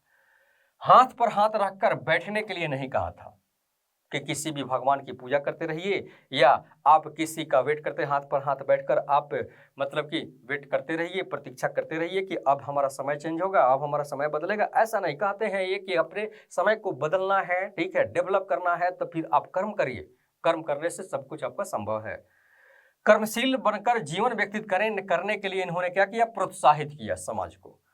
ब्राह्मण पुरोहित वर्ग के धार्मिक तथा सामाजिक पक्ष में सर्वोच्चता को क्या किया, चुनौती दे दिया। जिससे ब्राह्मण वर्ग ही देखा जाए तो पूजा पाठ कराते हैं या जो भी है यहाँ पर पुरोहित वर्ग जो होते हैं, यहाँ पर जो भी है धर्म के क्षेत्र में जो अपने मतलब कि सर्वोच्चता को इंगित करते हैं, उस चीज को इन्होंने क्या किया था, यानी कि खंडित किया था। इनका कहना था कि अगर ब्राह्मण जैसे वेद है, वेद पढ़ना, मंत्र पढ़ना, ये सारा चीज जो है वह आम व्यक्ति भी कर सकता है, सिर्फ ब्राह्मण ही क्यों। इसलिए इन्होंने ब्राह्मण वर्ग की सामाजिक पक्ष में क्या किया, सर्वोच्चता को उनकी खंडन किया, यानी कि चुनौती दी। नेक्स्ट, प्रत्येक व्यक्ति को वेद पढ़ने का अधिकार कहा इनको, ठीक है, यहां तक कि स्त्रियों और शूद्रों को भी वेद पढ़ने का अधिकार है, इस बात को इन्होंने कहा। दयानंद ने सामाजिक क्षेत्र में क्या क्या यहाँ पर उसका विरोध किया। जैसे छुआछूत का इन्होंने क्या किया, विरोध किया। जन्मजात जाति यानी कि जन्म के आधार पर जाति व्यवस्था जो है, जिस व्यक्ति की जन्म जिस जाति में होगा वह आगे भी उसी जाति का कहलाएगा, इसका इन्होंने खंडन किया। इनका कहना था कि जो कर्म के आधार पर यानी कि जो कर्म जिस तरह का करता है उस तरह के उनकी कर्म के आधार पर जाति व्यवस्था होनी चाहिए, इस बात को इन्होंने खंडन किया था। और खास करके देखा जाए तो ऋग्वेदिक पीरियड में, ऋग्वेद में यह बात आपको मिलता है और उसमें सामाजिक व्यवस्था में जब पढ़ाया जाता था तो आपको पता चला होगा कि वहां पर देखा जाए तो लोगों की जाति का या वर्ण का निर्धारण कर्म के आधार पर होता था। एक घर में, एक परिवार में देखा जाए तो वहां पर ब्राह्मण भी हुआ करते थे, क्षत्रिय भी हुआ करते थे, वैश्य और शूद्र भी होते थे, ठीक है। और यह कहा जाए तो ऋग्वेदिक काल की बात है जो 1500 बीसी से लेकर 1000 बीसी के आसपास आती है, ठीक है। और उस समय जाति व्यवस्था ऐसी थी, यानी कि कर्म के आधार पर जो भी, जैसे मान लेते हैं कि एक परिवार में 4 भाई हैं और जो भाई जिस कर्म को करते हैं, लड़ाई का काम करते हैं तो क्षत्रिय, वेद को पढ़ते हैं तो ब्राह्मण, बिजनेस करते हैं, व्यापार करते हैं तो उनको क्या कहा जाएगा, शूद्र। अगर किसी की सेवा करते हैं तो उनको शूद्र, जो व्यापार करते हैं उसको वैश्य, और जो किसी की सेवा करते हैं तो उसको शूद्र कहा जाएगा। तो इस तरह की जो व्यवस्था है उसी व्यवस्था को यह पालन करवाने की कोशिश कर रहे थे, ठीक है। यानी कि जन्मजात जाति व्यवस्था नहीं होनी चाहिए, यानी कि कर्म के आधार पर यहाँ पर जाति व्यवस्था होनी चाहिए, और इस बात को इन्होंने यहाँ पर जोर दिया। बाल विवाह को भी क्या किया, खत्म करने की बात करने की, अन्य बुराइयों पर कुठाराघात भी किया, ठीक है। इसके अलावा अन्य भी जो भी बुराइयां थी उस पर कुठाराघात किया। उन्होंने शूद्र एवं स्त्री, किसको, शूद्र एवं स्त्री को वेद पढ़ने तथा योगोपवीत धारण करने का अधिकार दिया। मतलब कि शूद्र और स्त्री को देखें तो उत्तर वैदिक पीरियड से लेकर आगे जब तक यह मतलब कि आर्य समाज की स्थापना नहीं हुई थी उसके समय तक देखा जाए तो शूद्र और स्त्री को वेद पढ़ने का अधिकार नहीं था। लेकिन इन्होंने कहा कि शूद्र एवं स्त्री को वेद पढ़ने तथा योगोपवीत धारण करने का अधिकार है। योगोपवीत जैसे जनेऊ धारण करने का अधिकार है। उनके अनुसार पुत्र एवं पुत्री एक समान है, ठीक है। इसमें कोई भी भेदभाव नहीं है। जिस तरह की फैसिलिटी पुत्र को दी जाती है उस तरह की फैसिलिटी पुत्रियों को भी दी जाए, ठीक है। तो समाज में बहुत ही एक अच्छा माहौल बनेगा। बाल विवाह तथा विधवा विवाह हे माना इन्होंने, ठीक है। बाल विवाह को और विधवा विवाह को हे माना, यानी कि काफी ही मतलब कि इसको खराब तरह से इसको माना। पर्दा प्रथा को इन्होंने विरोध किया। बहु विवाह भी क्या किया, विरोध किया। वेश्यागमन भी इन्होंने विरोध किया। देवदासी प्रथा जो मंदिरों में हुआ करता था उसको भी इन्होंने क्या किया, अस्वीकार कर दिया। उन्होंने सूदी आंदोलन चलाया। सूदी आंदोलन उसे कहा जाएगा जैसे हिंदू कभी डर या भय से दूसरे धर्म को स्वीकार कर लिए थे तो उनको पुनः हिंदू धर्म में लाने के लिए सूदी आंदोलन चलाया जा रहा था, और यह आर्य समाजी लोग ही कर रहे थे। समाज की चतुर्वर्ण व्यवस्था को कर्म के आधार पर समर्थन किया। गौ रक्षणी सभा की स्थापना भी इन्होंने किया था। पाश्चात्य दर्शन, शिक्षा तथा समाज से कुछ नहीं इन्होंने मतलब कि अपनाया। पाश्चात्य दर्शन, ठीक है, विदेशों के दर्शन, पाश्चात्य दर्शन, शिक्षा तथा समाज से कुछ नहीं अपनाया। इन्होंने कहा कि हमारे देश में जिस तरह की शिक्षा व्यवस्था है, जो हमारे वेद के द्वारा दर्शन जो मिलता है, ठीक है, और देखें तो इस तरह से हमारी संस्कृति और जो सामाजिक व्यवस्था है उसमें यह काफी फिट बैठता है, और हमको वेदों के जो संकल्पना है या वेदों की जो सिद्धांत है इसके अलावा और कुछ नहीं सोचना है। उसी के आधार पर हमको अपने आप को डेवलप करना है, अपने देश को डेवलप करना है। इस तरह का शिक्षा इन्होंने यहाँ पर दिया। इसलिए इन्होंने पाश्चात्य दर्शन या पाश्चात्य शिक्षा या पाश्चात्य समाज से कुछ भी नहीं लिया, मतलब कि पश्चिमी सभ्यता से यहाँ पर कुछ नहीं लिया। उन्होंने कहा कि वेद और उपनिषद से परे कुछ नहीं है। वेद और उपनिषद में जो बातें कही गई है, जितनी अच्छी बातें यहाँ पर वर्णन की गई है, समाज को जो एक दिशा देने का एक कार्य किया है वेद और उपनिषद ने, उससे अलावे और कुछ नहीं है। उसके अलावे और किसी चीज पर हमको ध्यान नहीं देना है। बस यही हमारे समाज को देखा जाए तो यह असली आईना देता है और इसके अलावे और कुछ भी हमको देखने की आवश्यकता नहीं है। और इसको इन्होंने जोरदार तरीके से मतलब कि पेश करके आगे इसी के सिद्धांतों के आधार पर आगे बढ़ने को इन्होंने कहा। बचाव के स्थान पर प्रहार की रणनीति अपनाई। ये बात यहाँ पर है कि जैसे हर एक धर्म, जब ईसाई धर्म प्रचारक हमारे देश में आते हैं तो मुस्लिम धर्म की खंडता काफी करते हैं, हिंदू धर्म की काफी खंडन करते हैं, बुराई करते हैं कि इस धर्म में ऐसी व्यवस्था है वैसी व्यवस्था है, और अपने धर्म का यानी कि ईसाई धर्म का, अपना जो धर्म है उनका, ईसाइयों का, उसका काफी वखान करते हैं, काफी उसके महत्वपूर्ण सिद्धांतों को वह मतलब कि उपयोगी सिद्ध बताते हैं और उसकी काफी मतलब कि यानी कि क्या कहते हैं महत्वपूर्ण एक चीज बताते हैं।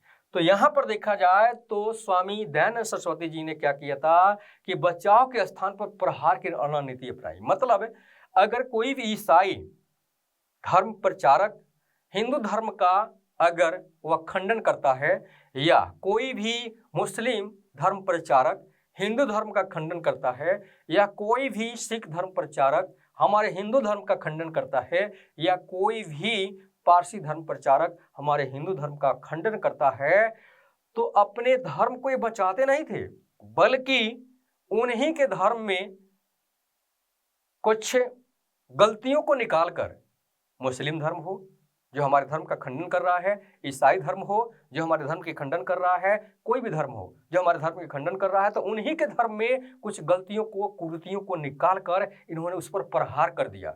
आप हमारे धर्म के बारे में, हिंदू धर्म के बारे में ऐसा कह रहे हैं, तो आपके धर्म में ये चीज दिया गया है, यह कितना मतलब कि अपमानित करता है, यह कितना मतलब कि अंधविश्वास है, यह कितना ही मतलब कि कुरीति के रूप में आता है। ठीक है, तो इस तरह से उन्हीं का धर्म में मतलब उन्हीं को मतलब कि गलतियों को इंगित करके, ठीक है, उसका खंडन करते थे। ठीक है, यानी कि प्रहार करते थे, उन्हीं के धर्म में प्रहार करते थे। ईसाइयों, मुसलमानों तथा सिखों को उनके ही दोषों के आधार पर चुनौती देते थे। ठीक है, कि अगर आप हमारे धर्म की व्याख्या करते समय आप खंडन करते हैं, तो हम आपके धर्म में, जैसे ईसाई, मुसलमान और सिखों के धर्म में भी क्या करते थे, उन्हीं में कुछ बुराइयों को निकालकर उसका खंडन करते थे और वह इस तरह से प्रहार करते थे। ठीक है, ईंट का जवाब पत्थर से देने का काम करते थे।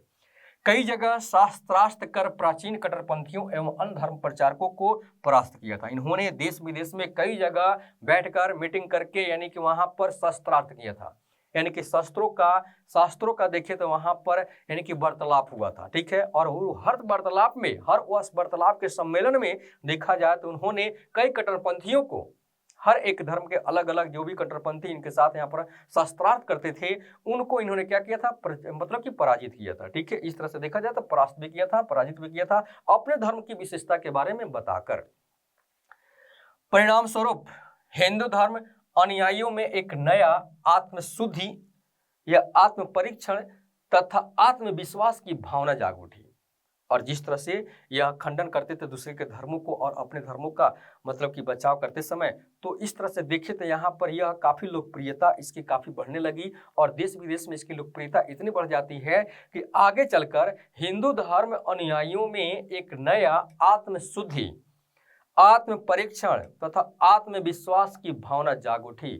ठीक है, यानी कि कहने का मतलब है वह अपने आप शुद्ध होने की कोशिश करने लगे, आत्म परीक्षण यानी कि खुद का वह परीक्षण करने लगे, फिर आत्मविश्वास उनके अंदर अपनी भावना जो जागी इसके प्रति, यानी कि इसके तर्क वितर्क के आधार पर, तो अपने आप में काफी मतलब कि यह मतलब कि काफी महत्वपूर्ण हो सकता है। ठीक है, तो इस तरह से देखा जाता है, ये बात यहाँ पर आ जाती है। नेक्स्ट, इनके अनुसार वैदिक परंपराओं को स्थापित करना था। वैदिक परंपरा, उत्तर वैदिक परंपरा नहीं, उसके पहले ऋग्वैदिक परंपरा में जिस तरह की बातें थे, ठीक है, वहां यानी कि उस चीज को क्या करते थे, स्थापित करने की बात करते थे कि उस तरह की अगर संकल्पनाओं को हमारे समाज को, ठीक है, एक दिशा निर्देश दिया जाए तो हमारा समाज बहुत ही ज्यादा उत्थान करेगा। जिस तरह से महिलाओं को यानी कि हर एक वर्ग को जो छूट मिला हुआ है इसी तरह के पेशा करने का, यानी कि आजीवन शिक्षा ग्रहण करने का, ठीक है, यानी कि कम आयु के विवाह को निषेध करने का, ठीक है, ये सारी विशेषताएं वैदिक काल की अगर देखे हुए मतलब कि वैदिक काल का, तो वो सारी व्यवस्थाएं को यह क्या करना चाहते थे, यहाँ पर स्थापित करना चाहते थे। लेकिन आर्य समाज में आधुनिक ज्ञान तथा तर्क को भी अपनाया गया। लेकिन खास करके देखें तो वैदिक सभ्यताओं को स्थापित करने के साथ साथ इसमें आधुनिक के ज्ञान और तर्क को भी यहाँ पर अपनाया गया है। यानी कि समाज बदल रहा है, समय बदल रहा है, ठीक है। तर्क की कसौटी पर लोग समाज को आंक रहे हैं, ठीक है। टेक्नोलॉजी काफी मतलब कि हमारे समाज में आ चुकी है। इसके आधार पर देखा जाए तो आधुनिक ज्ञान और तर्क को भी इन्होंने क्या किया था, अपनाया था। किसने अपनाया था? स्वामी दयानंद सरस्वती ने।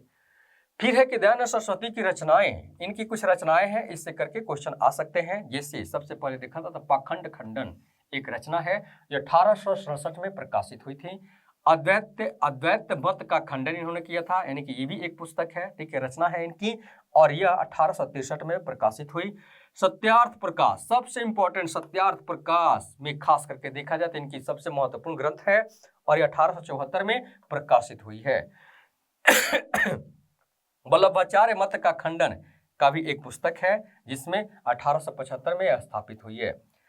वेदभाष्य भूमिका भी एक इनकी रचना है और यह 1876 में प्रकाशित हुई है। तो इस तरह से दयानंद सरस्वती की रचनाएं निम्न है। नेक्स्ट, गौ सेवा भी एक पुस्तक है, गौरक्षणी सभा के माध्यम से। पुस्तक एक और है इनके, गौ करुणा निधि भी एक पुस्तक है जिसके माध्यम से यहाँ पर देखा जाए तो ये भी प्रकाशित हुआ है। स्वराज्य शब्द का प्रयोग सबसे पहले देखें तो स्वामी दयानंद सरस्वती जी ने किया था, ठीक है। स्वराज्य शब्द का प्रयोग इन्होंने ही किया था। समानता की भावना को जागृत किया था, समाज में समानता की भावना को इन्होंने क्या किया था, जागृत किया था। अरविंद घोष पुनः वेदों की ओर, यानी कि अरविंद घोष आगे चलकर देखा जाए तो अरविंद घोष इनके अनुयायी होते हैं, ठीक है, और इन्होंने पुनः वेदों की ओर चलो न कि वैदिक काल की ओर चलो का नारा दिया। बहुत बड़ा यहाँ पर सिद्धांत है, कंसेप्ट है कि पुनः वेदों की ओर चलो न कि वैदिक काल की ओर चलो। यानी कि इनका कहने का मतलब है कि वेद में जो बातें कही गई है सिर्फ उसी को अपनाओ।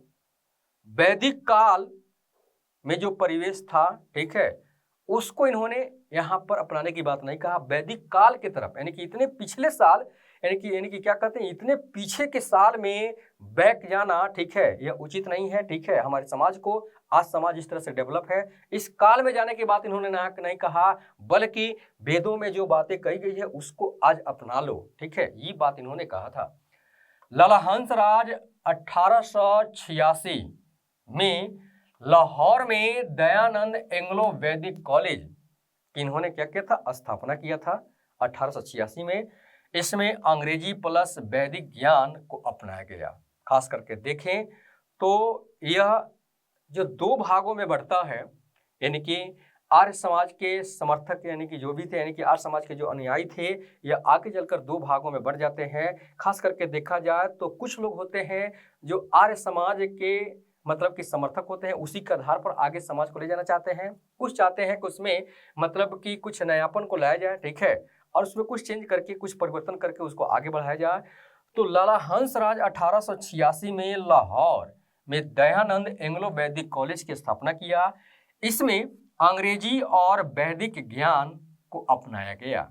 मतलब कि प्राच्य शिक्षा और पाश्चात्य शिक्षा का समन्वय इसमें दिखाई देता है। लाला हंसराज जी के द्वारा जो यहाँ पर कॉलेज स्थापित किया गया है उसमें प्राच्य शिक्षा का भी ज्ञान दिया जा रहा है और पाश्चात्य शिक्षा का भी ज्ञान दिया जा रहा है। दोनों का एक समन्वय दिखाई देता है, जिसको हम लोग DAV कहते हैं, DAV। 1892-93 में आर्य समाज दो गुटों में बट गया और पहला गुट कहलाया पाश्चात्य शिक्षा विरोधी और दूसरा कहलाया पाश्चात्य शिक्षा समर्थक। यानी कि पाश्चात्य पश्चिमी सभ्यता के बारे में हम लोग यहाँ पर जिक्र कर रहे हैं कि पाश्चात्य शिक्षा, पश्चिमी सभ्यता की शिक्षा का विरोध करने वाले व्यक्ति, ठीक है, एक अलग गुट में बढ़ जाते हैं, और पाश्चात्य शिक्षा का यानी कि पश्चिमी शिक्षा का समर्थन करने वाले व्यक्ति एक दूसरे गुट में बढ़ जाते हैं। नेक्स्ट, पाश्चात्य शिक्षा विरोधियों में शामिल थे स्वामी श्रद्धानंद। ये नहीं चाहते थे कि पश्चिमी सभ्यताओं के सिद्धांतों को यहाँ पर लाया जाए। लेखराम भी इसमें शामिल थे, मुंशी राम भी इसमें शामिल थे। इस तरह से देखा जाए तो सब लोग क्या थे, यानी कि पाश्चात्य शिक्षा विरोधी में शामिल थे। ये नहीं चाहते थे कि पश्चिमी सभ्यता को यहाँ पर शामिल किया जाए। 1902 में हरिद्वार में गुरुकुल की स्थापना होती है। कहाँ पर? हरिद्वार में गुरुकुल। प्राचीन वैदिक शिक्षा पद्धति के माध्यम से यहाँ पर शिक्षा दी जाती है। प्राचीन वैदिक शिक्षा पद्धति के माध्यम से यहाँ पर शिक्षा दी जाती थी, ठीक है, यानी कि हरिद्वार में, जो कि पाश्चात्य शिक्षा विरोधियों के लोगों ने इसको स्थापित किया था। पाश्चात्य शिक्षा समर्थकों में शामिल कौन कौन थे? तो हंसराज थे और लाला लाजपत राय थे। इन्होंने देखा जाए तो दोनों लोगों ने, ठीक है, लाला लाजपत राय ही नहीं, ये लोग में मिलकर यहाँ पर 1886 में दयानंद एंग्लो वैदिक कॉलेज लाहौर में इन्होंने क्या किया था? स्थापित किया था। वैलेंटाइन सिरोल इंडियन अनरेस्ट में अपनी एक पुस्तक इंडियन अनरेस्ट में देखा जाए तो कहते थे कि आर्य समाजी जो है यह अशांति के जनक हैं। यहाँ पर ये बात वैलेंटाइन सिरोल ने कहा था। भारत भारतीयों के लिए है, यह बात किसने कहा था? दयानंद सरस्वती जी ने कहा था, ठीक है। भारत क्या है? भारतीयों के लिए है। जो भारत है वह भारत देशवासियों के लिए है। नेक्स्ट, बुरे से बुरा देसी राज, अच्छे से अच्छे विदेशी राज से क्या है? अच्छा है। बहुत बड़ी चीज है ये, बहुत बड़ा यहाँ पर कंसेप्ट छुपा हुआ है। और यह बात किसने कहा था? दयानंद सरस्वती जी ने कहा था। इन्होंने कहा कि बुरे से बुरा देसी राज्य अच्छे से अच्छे विदेशी राज्य से अच्छा है। अगर हमारा देश बुरा है और यहाँ पर बुरे लोग शासन कर रहे हैं लेकिन हमारे देश के हैं तो क्या है? अच्छा है। लेकिन अगर कोई विदेशी आकर हमारे देश पर शासन कर रहा है वह काफी अच्छा ही क्यों ना हो, लेकिन वह क्या है? खराब है, ठीक है। यहाँ पर ये सिद्धांत इन्होंने देने का काम किया। उनकी शिक्षा में स्वदेशी एवं देशभक्ति की भावना कुट कुट कर भरी हुई थी। इनकी शिक्षा में, दयानंद सरस्वती जी की शिक्षा में स्वदेशी एवं देशभक्ति की भावना, इसलिए इन्होंने कहा था कि बुरे से बुरा देसी राज, अच्छे से अच्छे विदेशी राज से भी क्या है? अच्छा है। भारतीय आंदोलन में इन लोगों ने अग्रणी भूमिका निभाई, ठीक है। और खास करके देखा जाए तो भारतीय आंदोलन में इससे आत्मसात होकर, इनकी शिक्षा से आत्मसात होकर जो लोग भी आत्मसात होते हैं वो अंग्रेजों क्या कहते हैं, भारतीय आंदोलन में आगे चलकर स्वतंत्रता संग्राम में अग्रणी भूमिका निभाते हैं। फिर इसके बाद है कि यंग बंगाल आंदोलन। अगला हमारा टॉपिक है यंग बंगाल आंदोलन। ये भी सामाजिक सुधार में देखा जाए तो काफी यह इंपॉर्टेंट है। सबसे पहले यहाँ पर ये देखा जाए तो बंगाल में इस आंदोलन को किया गया था, यहीं पर इसको स्थापित किया गया था। और किसके द्वारा? हेनरी, यहाँ पर क्या है? Henry William Derozio. Henry William Derozio के माध्यम से इसको बंगाल में स्थापित किया गया था।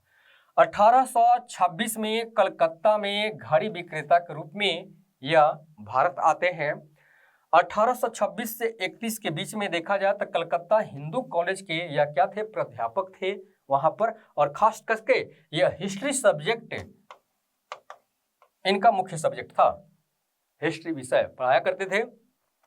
सामाजिक सुधार के लिए इन्होंने कुछ काम किया है और कुछ एकेडमिक है संस्था है, उसके माध्यम से इन्होंने academic association, society for the acquisition of general knowledge, Anglo Indian Hindu association, बंग हित सभा और डिबेटिंग क्लब की स्थापना किया था। इन्होंने इतने सारे चीजों को स्थापना किया था। और स्थापना करने वाले कौन है? हेनरी विलियम डेरोजियो है। नेक्स्ट, डेरोजियो ने कलकत्ता साहित्य गजट का प्रकाशन करवाया, ईस्ट इंडिया का प्रकाशन किया, इंडिया गजट का प्रकाशन किया, हेस्पेरस जैसी पत्रिकाओं का भी संपादन किया। इन सारे पत्रिकाओं का संपादन करने के साथ हेस्पेरस भी एक पत्रिका है जिसका संपादन इन्होंने किया था और इनके माध्यम से अपने विचारों को आगे बढ़ाने का कार्य किया था।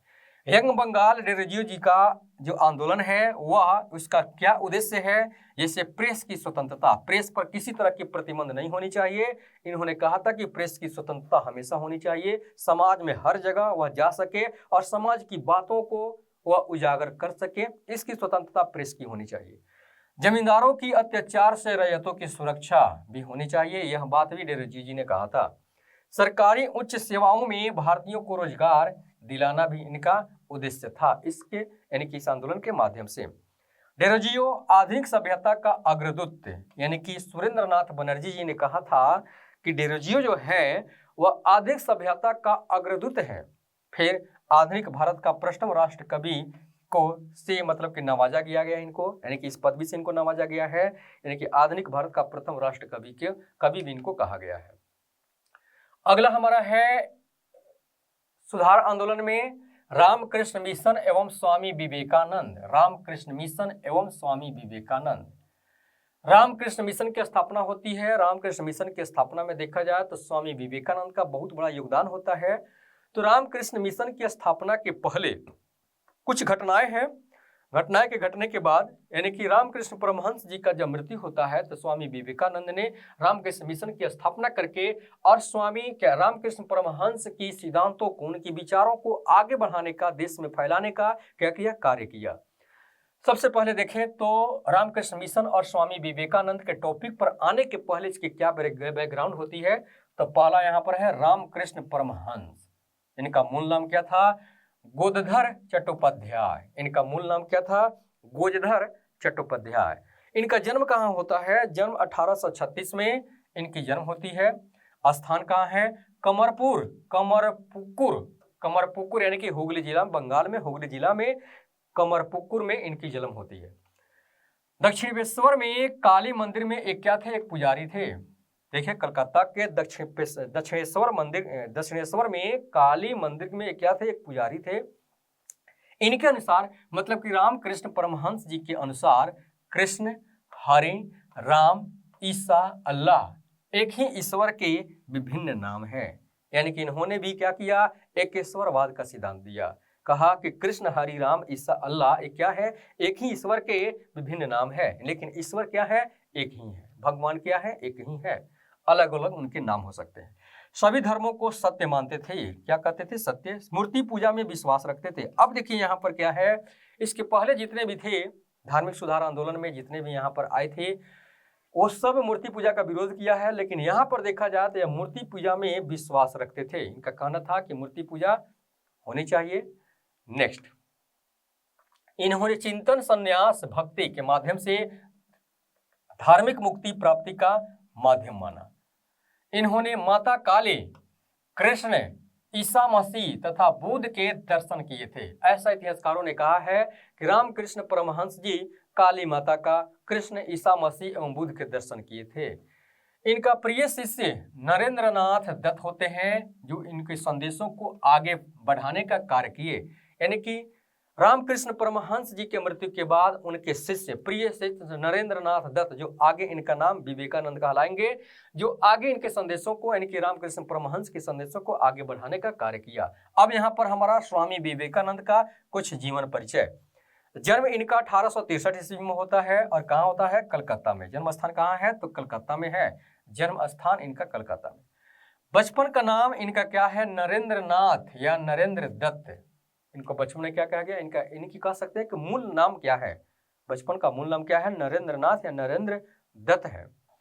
पिता का नाम क्या है? विश्वनाथ दत्त है इनके पिता का नाम। नेक्स्ट, यानी कि स्वामी विवेकानंद कहते हैं कि मेरा प्रभु पतितों, पीड़ितों और सभी प्राणियों में निर्बलों का रक्षक है।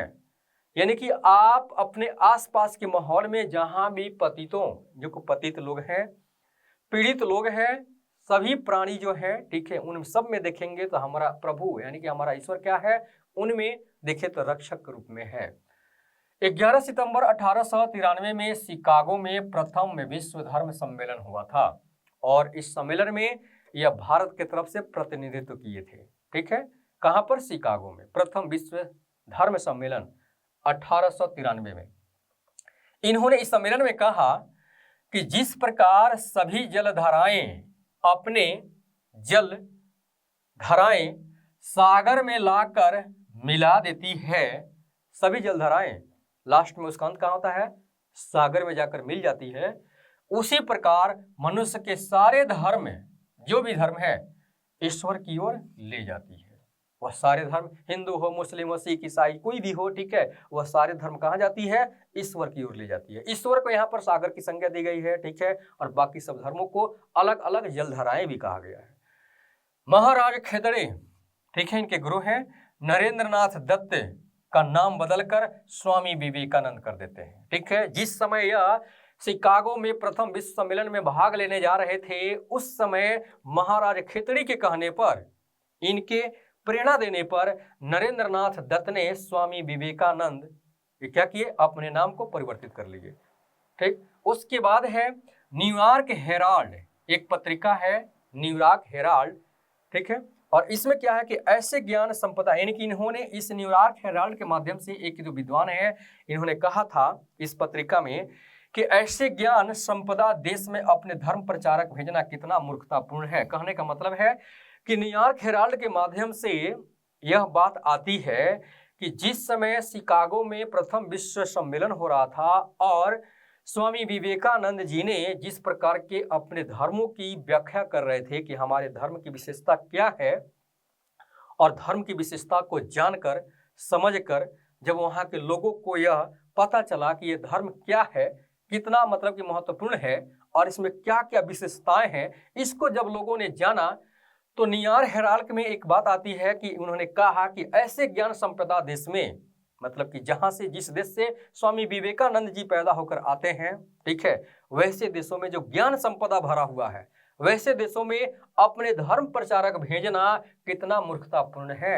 मतलब कि जैसे हमारे इंडिया में जो ज्ञान संपदा का देश कहा जाता है और वहाँ के धर्म की क्या क्या विशेषताएं हैं, और वहाँ पर हम झूठे रूप से धर्म का पाठ पढ़ाने जाते हैं, सभ्यता सिखाने जाते हैं, अपने धर्म प्रचारक भेजते हैं, यह हमारी कितना मूर्खतापूर्ण एक व्यवहार है। तो इस तरह से न्यूयॉर्क हेराल्ड में इस बात को कहा गया है।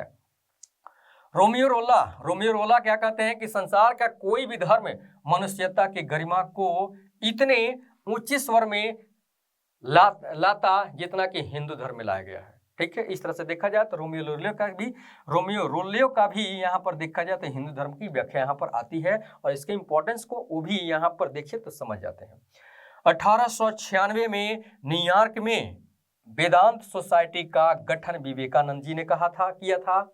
अपने विचारों को आगे बढ़ाने के लिए, विश्व में आगे बढ़ाने के लिए इन्होंने न्यूयॉर्क में 1896 ईस्वी में वेदांत सोसाइटी का गठन किया था। किसने किया था? स्वामी विवेकानंद जी ने किया था। 1897 में जब वह विश्व सम्मेलन से वापस आते हैं तो रामकृष्ण मिशन की स्थापना करते हैं, और कहाँ पर? बेलूर में। और बेलूर कहाँ है? कलकत्ता में। रामकृष्ण मिशन की स्थापना करते हैं। नेक्स्ट, और इस मिशन के माध्यम से क्या यहाँ संदेश देते हैं? मूर्ति पूजा एवं बहुदेववाद का उन्होंने क्या किया? समर्थन किया। बहुदेववाद भी क्या उनके सिद्धांतों के आधार पर देखा जाए तो अच्छी बात है। उन्होंने बहुत देवताओं के बारे में भी क्या किया? समर्थन किया। मतलब कि हमारे समाज में, हमारे धर्म में बहुदेव है, बहुत देवता सारे हैं। मूर्ति पूजा का भी समर्थन किया। ईश्वर साकार एवं निराकार दोनों रूप में है। इनका कहना था कि ईश्वर साकार रूप में भी है और निराकार रूप में है। जब साकार रूप में है तो फिर इसका मतलब है उनका कोई आकार है, और जब आकार है तो फिर मूर्ति पूजा क्यों नहीं होनी चाहिए? मूर्तियों के माध्यम से उनके आकार बनाए जाते हैं ईश्वर को। तो साकार और आकार दोनों कहा, ठीक है। फिर है कि रामकृष्ण मिशन ने 2 मठ है यह मुख्यालय खोला। बारानगर में यानी कि कलकत्ता में एक मुख्यालय खोला, और मायावती आश्रम की स्थापना अल्मोड़ा में इन्होंने किया था, ठीक है। 2 जगह इनका अपना मुख्यालय है या मठ कह सकते हैं। रामकृष्ण मिशन के सन्यासी क्या क्या सन्यासी देखे तो यहाँ पर किस तरह के संकल्प लाते थे, यानी कि किस तरह के उद्देश्य यहाँ पर लाते थे? तो जनसाधारण के कष्टों का निवारण करते थे, रोगियों को चिकित्सा सुविधा दिलवाते थे, अनाथों की देखभाल अनाथालय के माध्यम से करते थे। इस तरह से देखें तो विवेकानंद मोक्ष संन्यास से नहीं, इनका कहना था कि किसी भी व्यक्ति की मोक्ष संन्यास से नहीं मिलती है, बल्कि उन्होंने कहा मानव मात्र की सेवा करने से प्राप्त होती है। आप मोक्ष प्राप्ति के लिए साधु बन जाइए, संत बन जाइए, संन्यास बन जाइए, ठीक है, ऐसा नहीं जरूरी है, ठीक है। इन्होंने कहा कि जरूरी है तो वह है कि मानव मात्र की सेवा करिए, इससे क्या होगा? आपकी मोक्ष की प्राप्ति होगी। इन्होंने मानव की गरिमा को, मानव की सेवा को विशेष यहाँ पर ध्यान दिया है, उसकी महत्वपूर्ण चीजों को इन्होंने यहाँ पर बताने की कार्य किया। नेक्स्ट, विवेकानंद ने कहा कि हम मानव को वहां ले जाना चाहते हैं जहां न वेद हो, न कुरान हो और न ही बाइबिल हो, मतलब कि सिर्फ इंसानियत हो। इनका कहना था कि मानव को हम इन सारे सिद्धांतों से, वेद से, कुरान से और बाइबिल से भी ऊपर ले जाना चाहते हैं, जहां पर इंसानियत कूट कूट की भरी हो। मानव सेवा, एक मानव की सेवा करे, यहाँ पर इस सिद्धांत को यहाँ पर कहने की बात आ रही है। विवेकानंद की शिष्या एक थी, ठीक है, सिस्टर निवेदिता। 1900 में पेरिस में द्वितीय विश्व धर्म सम्मेलन हुआ। दूसरा यहाँ पर धर्म सम्मेलन होते हैं, द्वितीय विश्व सम्मेलन, धर्म सम्मेलन। और विवेकानंद ने भारत की तरफ से प्रतिनिधित्व इसमें भी किया। विवेकानंद ने पत्रिका निकाला प्रबुद्ध भारत और उद्बोधन। प्रबुद्ध भारत और उद्बोधन, प्रबुद्ध भारत अंग्रेजी में और उद्बोधन क्या था, बंगाली में। विवेकानंद जी ने पुस्तकें भी बनवाया, अपना निकाला था और पुस्तक का भी रचनाएं किया था कि राजयोग, कर्मयोग और वेदांत फिलॉसफी नामक इन्होंने पुस्तकों का भी रचना किया था। विवेकानंद की मृत्यु बेल्लूर में 4 जुलाई 1902 ईस्वी में इनकी मृत्यु हो जाती है। नेक्स्ट, मुस्लिम सुधार आंदोलन। मुस्लिम सुधार आंदोलन के बारे में सबसे पहले देखें तो अलीगढ़ आंदोलन तो आता है और सर सैयद अहमद खां का इसमें बहुत बड़ा योगदान होता है। खास करके देखें तो धार्मिक सुधार आंदोलन में सिर्फ हिंदू धर्म में ही कुरीतियां नहीं थी, ठीक है, और भी धर्मों में कुरीतियां थी। जैसे मुस्लिम धर्म में भी कुछ पारंपरिकता कहिए, अंधविश्वास कहिए, ठीक है, वो भी यहाँ पर है, जो अलीगढ़ आंदोलन के माध्यम से सर सैयद अहमद खां ने उसको दूर करने का कार्य किया है।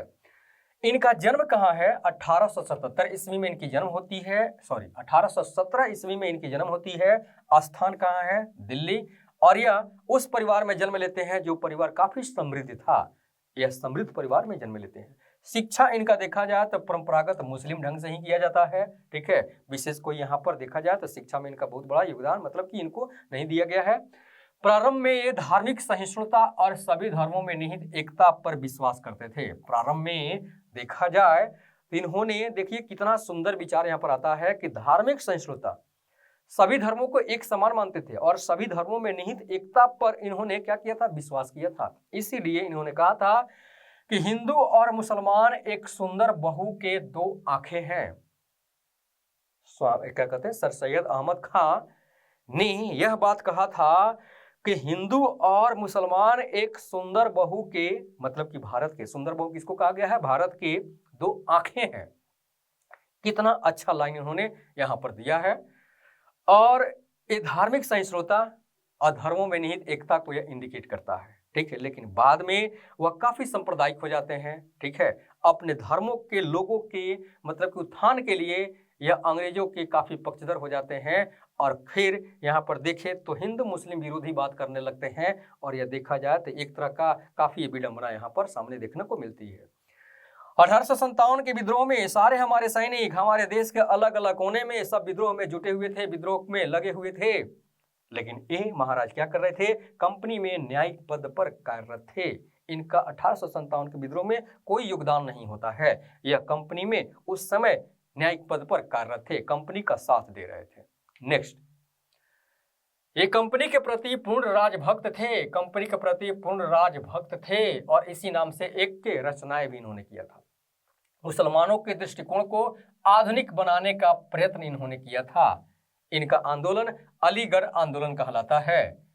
इस्लाम में मौजूद सामाजिक कुरीतियों को दूर करने के लिए इन्होंने क्या किया था, पीरी मुरीदी प्रथा को समाप्त किया था। पीरी मुरीदी प्रथा को समाप्त किया था। पीरी मुरीदी प्रथा क्या है, एक यह क्या था, यानी कि मौलवी क्या करते थे यहाँ पर पीरी मुरीदी प्रथा के तहत कुछ मुस्लिम लोग क्या करते थे कि जैसे लोगों से अपनी महत्वपूर्ण बातों को मतलब कि जैसे मनवा लेते थे, ठीक है, और उस समय देखा जाए तो इसमें अपने आप को श्रेष्ठ बताने की कोशिश करते थे। तो इस तरह से देखा जाए तो सर सैयद अहमद खां इससे पीरी मुरीदी प्रथा को क्या कर दिए, समाप्त कर दिए। दास प्रथा को इन्होंने क्या किया, समाप्त कर दिया। अपने विचारों का प्रचार तहजीब उल अखलाक में इन्होंने किया। अपने विचारों का प्रचार प्रसार तहजीब उल अखलाक के माध्यम से इन्होंने किया। कुरान पर इन्होंने टीका लिखा, ठीक है, और कुरान की पुनः व्याख्या, ठीक है, पर इन्होंने जोर दिया। बनारस के राजा शिव प्रसाद के साथ देशभक्त एसोसिएशन की स्थापना इन्होंने किया। 1864 ईस्वी में साइंटिफिक सोसाइटी की स्थापना इन्होंने किया था।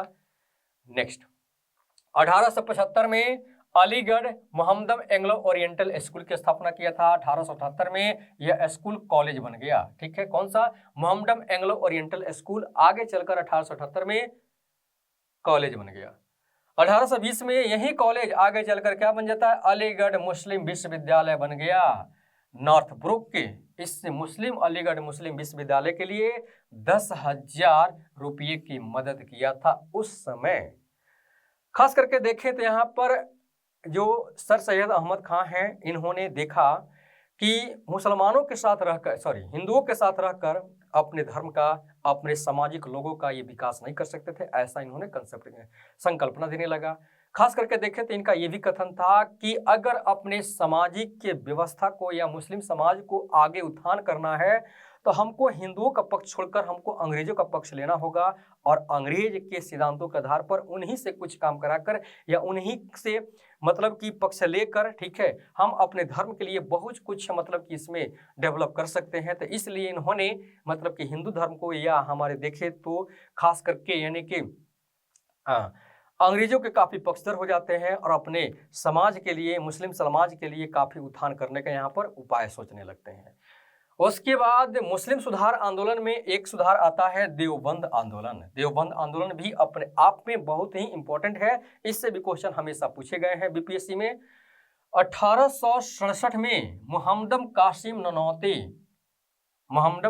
ननौतवी प्लस रशीद अहमद गंगोही, ये दोनों लोगों ने सहारनपुर, यूपी के सहारनपुर में एक मदरसे की स्थापना किया। यही मदरसा आगे देवबंद आंदोलन को करने के लिए मजबूर होगा। इसमें कुरान एवं हदीस की शुद्ध शिक्षा देने प्लस विदेशी शासकों के खिलाफ आवाज उठाने की बात कही गई थी। जिहाद का नारा देने के उद्देश्य से दारुल उलूम या देवबंद आंदोलन यहाँ पर शुरू किया गया। किसके माध्यम से? देवबंद आंदोलन जो है यह देखिए तो जिहाद का नारा देने के लिए के उद्देश्य से दारुल उलूम या देवबंद आंदोलन शुरू किया गया था। इसको दारुल उलूम भी कह सकते हैं देवबंद आंदोलन को, ठीक है। और खास करके यहाँ पर विदेशी शासकों के खिलाफ जिहाद उठाने के लिए, कुरान एवं हदीस की शुद्ध शिक्षा देने के लिए इस आंदोलन को शुरू किया जाता है। नेक्स्ट, अंग्रेजी शिक्षा, पाश्चात्य शिक्षा वर्जित था इस आंदोलन में और इस स्कूल में यानी कि मदरसे में देखा जाए तो अंग्रेजी शिक्षा और पाश्चात्य शिक्षा क्या था? वर्जित था, यानी कि इसको लागू नहीं किया गया था। यह अलीगढ़ आंदोलन से पूर्णतः विरुद्ध था। अलीगढ़ आंदोलन में क्या था? यानी कि समाज को, मुस्लिम समाज को एक नयापन की तरफ ले जाने की बात कही गई थी, लेकिन यहाँ पर देखें तो उसके काफी अब विरुद्ध होता है। इसने इसके समर्थकों में शिवली नुमानी प्रमुख थे। इन्होंने लखनऊ में, किसने? शिवली नुमानी लखनऊ में दारुल उलूम की स्थापना की थी। ये कांग्रेस के समर्थक थे। ये क्या थे? कांग्रेस के समर्थक थे। जबकि देखें तो अलीगढ़ आंदोलन के प्रणेता सर सैयद अहमद खां यह कांग्रेस के समर्थक नहीं थे, लेकिन इसमें यह कांग्रेस के समर्थक थे। शिवली नुमानी ने कहा था कि मुसलमान और हिंदू के साथ, मुसलमान हिंदू के साथ मिलकर एक ऐसा राज स्थापित कर सकते हैं जो दोनों समुदाय सम्मान एवं सुखी पूर्वक रह सकते हैं। इसने कहा था, शिवली नुमानी ने कहा था, यानी कि हिंदू और मुसलमान की एकता के लिए, ठीक है, वो क्या थे? इसके पक्षधर थे, इसके समर्थक थे शिवली नुमानी जी। इसके बाद है कि देवबंद के उलमा सैयद अहमद खां की एक बनाई गई संयुक्त भारतीय राजभक्त सभा एवं मुस्लिम ओरिएंटल सभा के विरुद्ध फतवा जारी हुआ। कहने का मतलब है कि देवबंद के उलमा एक थे सैयद अहमद खां ने जैसे संयुक्त भारतीय राजभक्त सभा एवं मुस्लिम ओरिएंटल सभा के विरुद्ध क्या किया? फतवा जारी कर दिया इन्होंने, ठीक है, यानी कि इनके सिद्धांतों के विरुद्ध उसमें काम किया जा रहा था, इसलिए फतवा जारी कर दिया गया। महमूद उल हसन 1851 से 1920 के बीच में इनकी टाइम पीरियड आती है। देवबंद शाखा के नए नेता थे। इसने राष्ट्रीय आकांक्षाओं प्लस मुस्लिम निष्ठाओं में समन्वय स्थापित करने की कोशिश किया था। किसने? महमूद उल हसन। बाद में भारत की एकता एवं राष्ट्रीय उद्देश्य की प्राप्ति में इन्होंने क्या किया था? ठोस रूप प्रदान किया था। इस तरह से देखें तो हमारा देवबंद आंदोलन भी समाप्त हुआ। फिर अगला हमारा आंदोलन है बहावी आंदोलन। मुस्लिम समुदाय में एक और यहाँ पर सुधार की बात आती है। बहावी आंदोलन के माध्यम से भी उनमें सुधार करने की बात आती है। और यह देखा जाए तो संस्थापक हमारे भारत में कौन होते हैं? तो सैयद अहमद बरेलवी 1886 से 1831 के बीच में इनकी टाइम पीरियड है और इन्होंने भारत में इसकी संस्थापक होते हैं। इनका जन्म कहाँ होता है? रायबरेली में। परिवार देखा जाए तो काफी समृद्ध था। 1821 में इन्होंने मक्का गए। क्या कहाँ गए थे? मक्का गए थे। अब ये जो सैयद अहमद बरेलवी मक्का गए थे 1821 में, तो अब्दुल बहाव के प्रभाव में आ गए। मक्का में कौन थे? अब्दुल बहाव।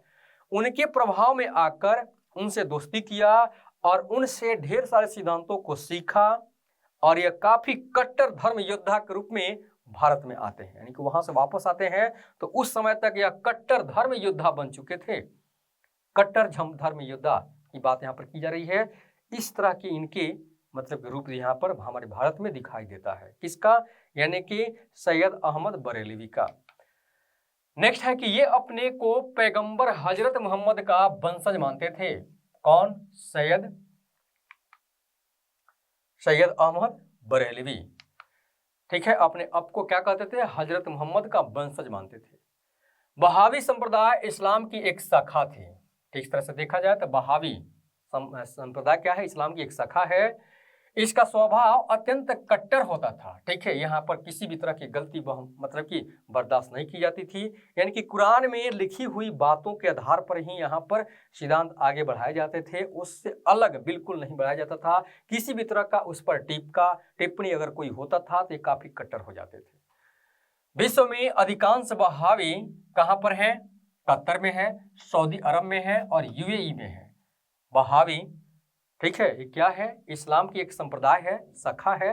ठीक है, और इस तरह के बहावी लोग कहाँ पर ज्यादा है?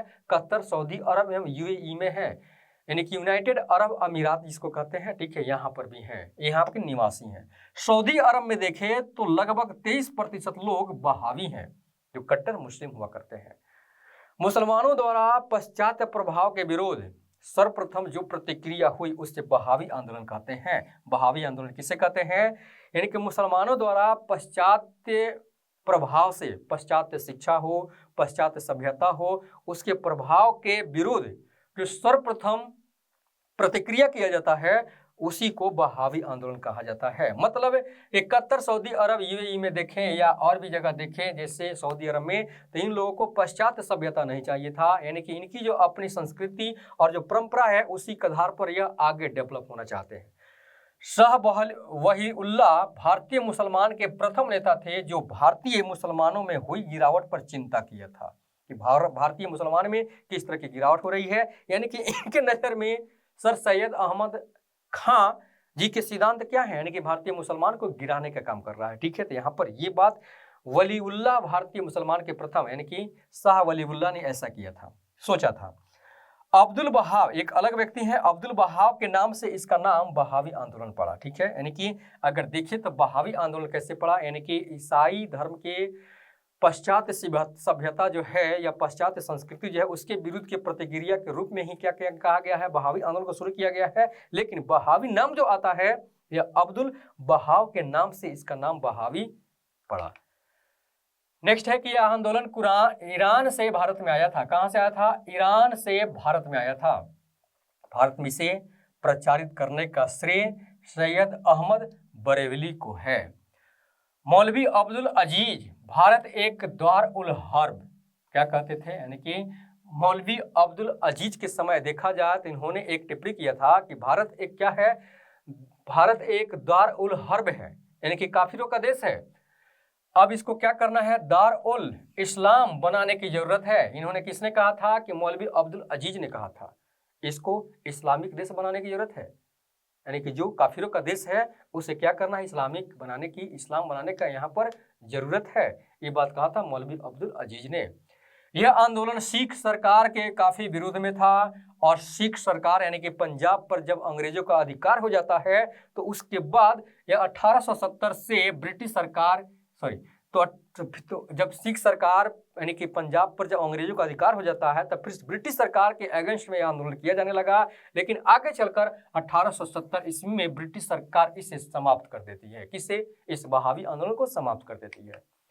नेक्स्ट, पारसी सुधार आंदोलन 1881। कुछ अंग्रेजी शिक्षा प्राप्त पारसियों ने रहनुमाई मजदयासन सभा की स्थापना की। किसने किया? क्या कहते हैं, किसने क्या किया? रहनुमाई मदयासन सभा की स्थापना की। किसने किया? कुछ शिक्षा प्राप्त पारसियों ने, अंग्रेजी शिक्षा प्राप्त पारसियों ने। उद्देश्य भारतीय धर्म की प्राचीन शुद्धता को पुनः प्राप्त करना था। इनकी पत्रिका का नाम था रफ्त गुफ्तार। इसके सदस्यों में शामिल थे नौरोजी फरदोंजी, दादा भाई नौरोजी और एस बंगाली। ये सब इसके सदस्य हुआ करते थे, इसके सदस्यों में शामिल थे। नेक्स्ट है, पारसियों के सामाजिक सुधारों में देखा जाए तो स्त्रियों की दशा सुधारी गई। इन्होंने स्त्रियों की दशा सुधारा, पर्दा प्रथा को समाप्त किया, विवाह की आयु बढ़ाई गई, मतलब कि बाल विवाह को रोक लगाई गई, स्त्री शिक्षा पर बल दिया गया। धीरे धीरे पारसी लोग भारतीय समाज का सबसे अधिक पश्चात प्रभावित बन गए। मतलब कि धीरे धीरे पारसियों में देखा जाए तो अपने आप में काफी डेवलप होते हैं और यह पाश्चात्य सभ्यता से, ठीक है, यह काफी प्रभावित हुए, उसको आत्मसात किए। और आज भी देखें तो पारसी काफी हमारे देश में, मतलब कि जो इनकी एक अलग अपनी कल्चर है वो काफी अपने आप में डेवलप है और यह हर तरह से समृद्ध है हमारे देश में। आर के कामा ने पारसियों में शिक्षा के प्रसार के संबंध में बहुत काम किया था। एस मलवारी ने अपनी जाति के लिए बहुत सेवा की थी। 1910 में जोरेस्ट्रियन सम्मेलन में किया गया था पारसियों के द्वारा, ठीक है। तो ये सारी बातें हमारे पारसी समुदाय से संबंधित है। एक बात है, के आर कामा भी पारसी समुदाय से जुड़े हुए हैं, एस मलवारी भी पारसी समुदाय से जुड़े हुए हैं। तो ये हमको ध्यान में रखना है, ठीक है, कि ये व्यक्ति भी, इनका संबंध पारसी आंदोलन से संबंधित है। Next, theosophical society. Theosophical society में देखें तो थियोसॉफी शब्द ग्रीक शब्द थियोस का मतलब क्या होता है, भगवान, और सोफिया का अर्थ होता है ज्ञान से लिया गया है। इस दोनों को मिलाकर थियोसॉफिकल बना है, ठीक है। और यह समाज, जिसका अर्थ है ईश्वर का ज्ञान, ईश्वर का ज्ञान।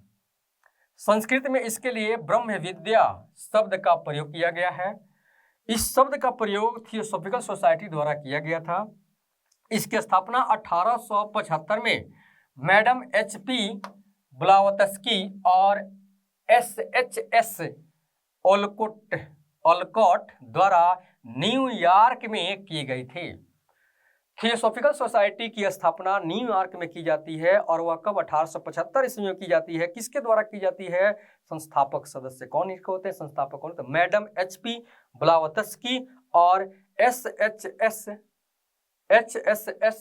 अल्कोट द्वारा न्यूयॉर्क में की जाती है।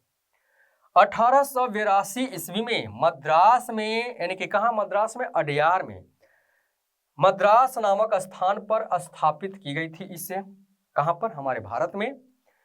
एनी विसेंट देखा जाए तो 1893 में भारत में क्या करती है? एक आयरिश महिला है जो भारत में आज का आगमन होता है और 1907 में इसका कार्यभार संभालती है। भारत में इस थियोसॉफिकल सोसाइटी की स्थापना 1882 में की जाती है, लेकिन यह विदेश में स्थापित था, न्यूयॉर्क में 1875 में, 82 में भारत में यानी अडयार में होता है, 1893 में एनी बेसेंट भारत आती है और 1907 में इसका कार्यभार संभालती है। थियोसॉफिकल सोसाइटी के कार्यभार को उन्होंने 1907 में संभाला। नेक्स्ट, थियोसॉफिकल सोसाइटी के मुख्य उद्देश्य इस प्रकार थे: भाईचारे की भावना पर सभी मनुष्यों का संगठन, भाईचारे की भावना पर विश्व में कहीं भी पाए जाने वाले प्राचीन धर्म, दर्शन और विज्ञान के अध्ययन में सहयोग और व्यवस्था करना था।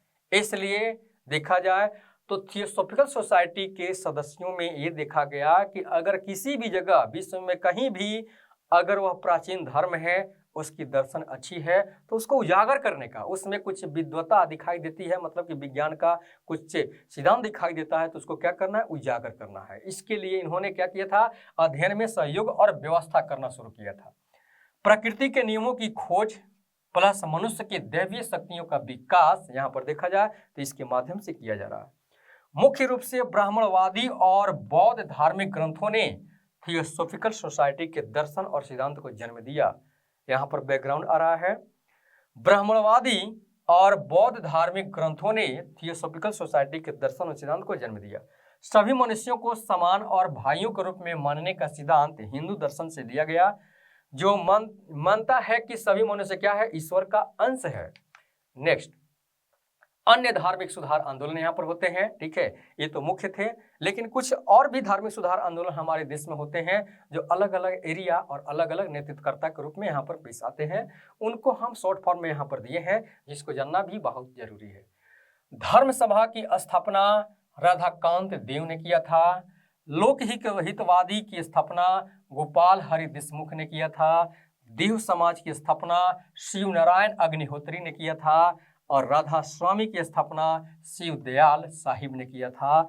मद्रास हिंदू सब संघ की स्थापना वीरेशलिंगम पुतलू ने किया था और सेवा सदन का स्थापना बहुराम जी मलवारी ने किया था। भारतीय सेवक समाज की स्थापना गोपाल कृष्ण गोखले ने किया था। समाज सेवा संघ की स्थापना एनएम जोशी ने किया था। सेवा समिति की स्थापना हृदय नाथ कुंजरू ने किया था। तो ये भी हमारे धार्मिक सुधार आंदोलन से संबंधित है, जो अलग अलग जगहों पर अलग अलग नेतृत्वकर्ता यहाँ पर शामिल होते हैं, जो कि स्थापित करके इन सारे धार्मिक सुधार आंदोलन को स्थापित करके हमारे देश में एक आईना देने का काम करते हैं, हमारे समाज को आगे बढ़ाने का काम करता है, हमारे समाज की कुरीतियों को, अंधविश्वास को दूर करने का काम करते हैं और इस तरह से हमारे समाज को मॉडिफाई करके आगे उनको विकसित अवस्था में लाने का कार्य करते हैं। तो इस तरह से ये टॉपिक समाप्त होता है। Okay, thank you.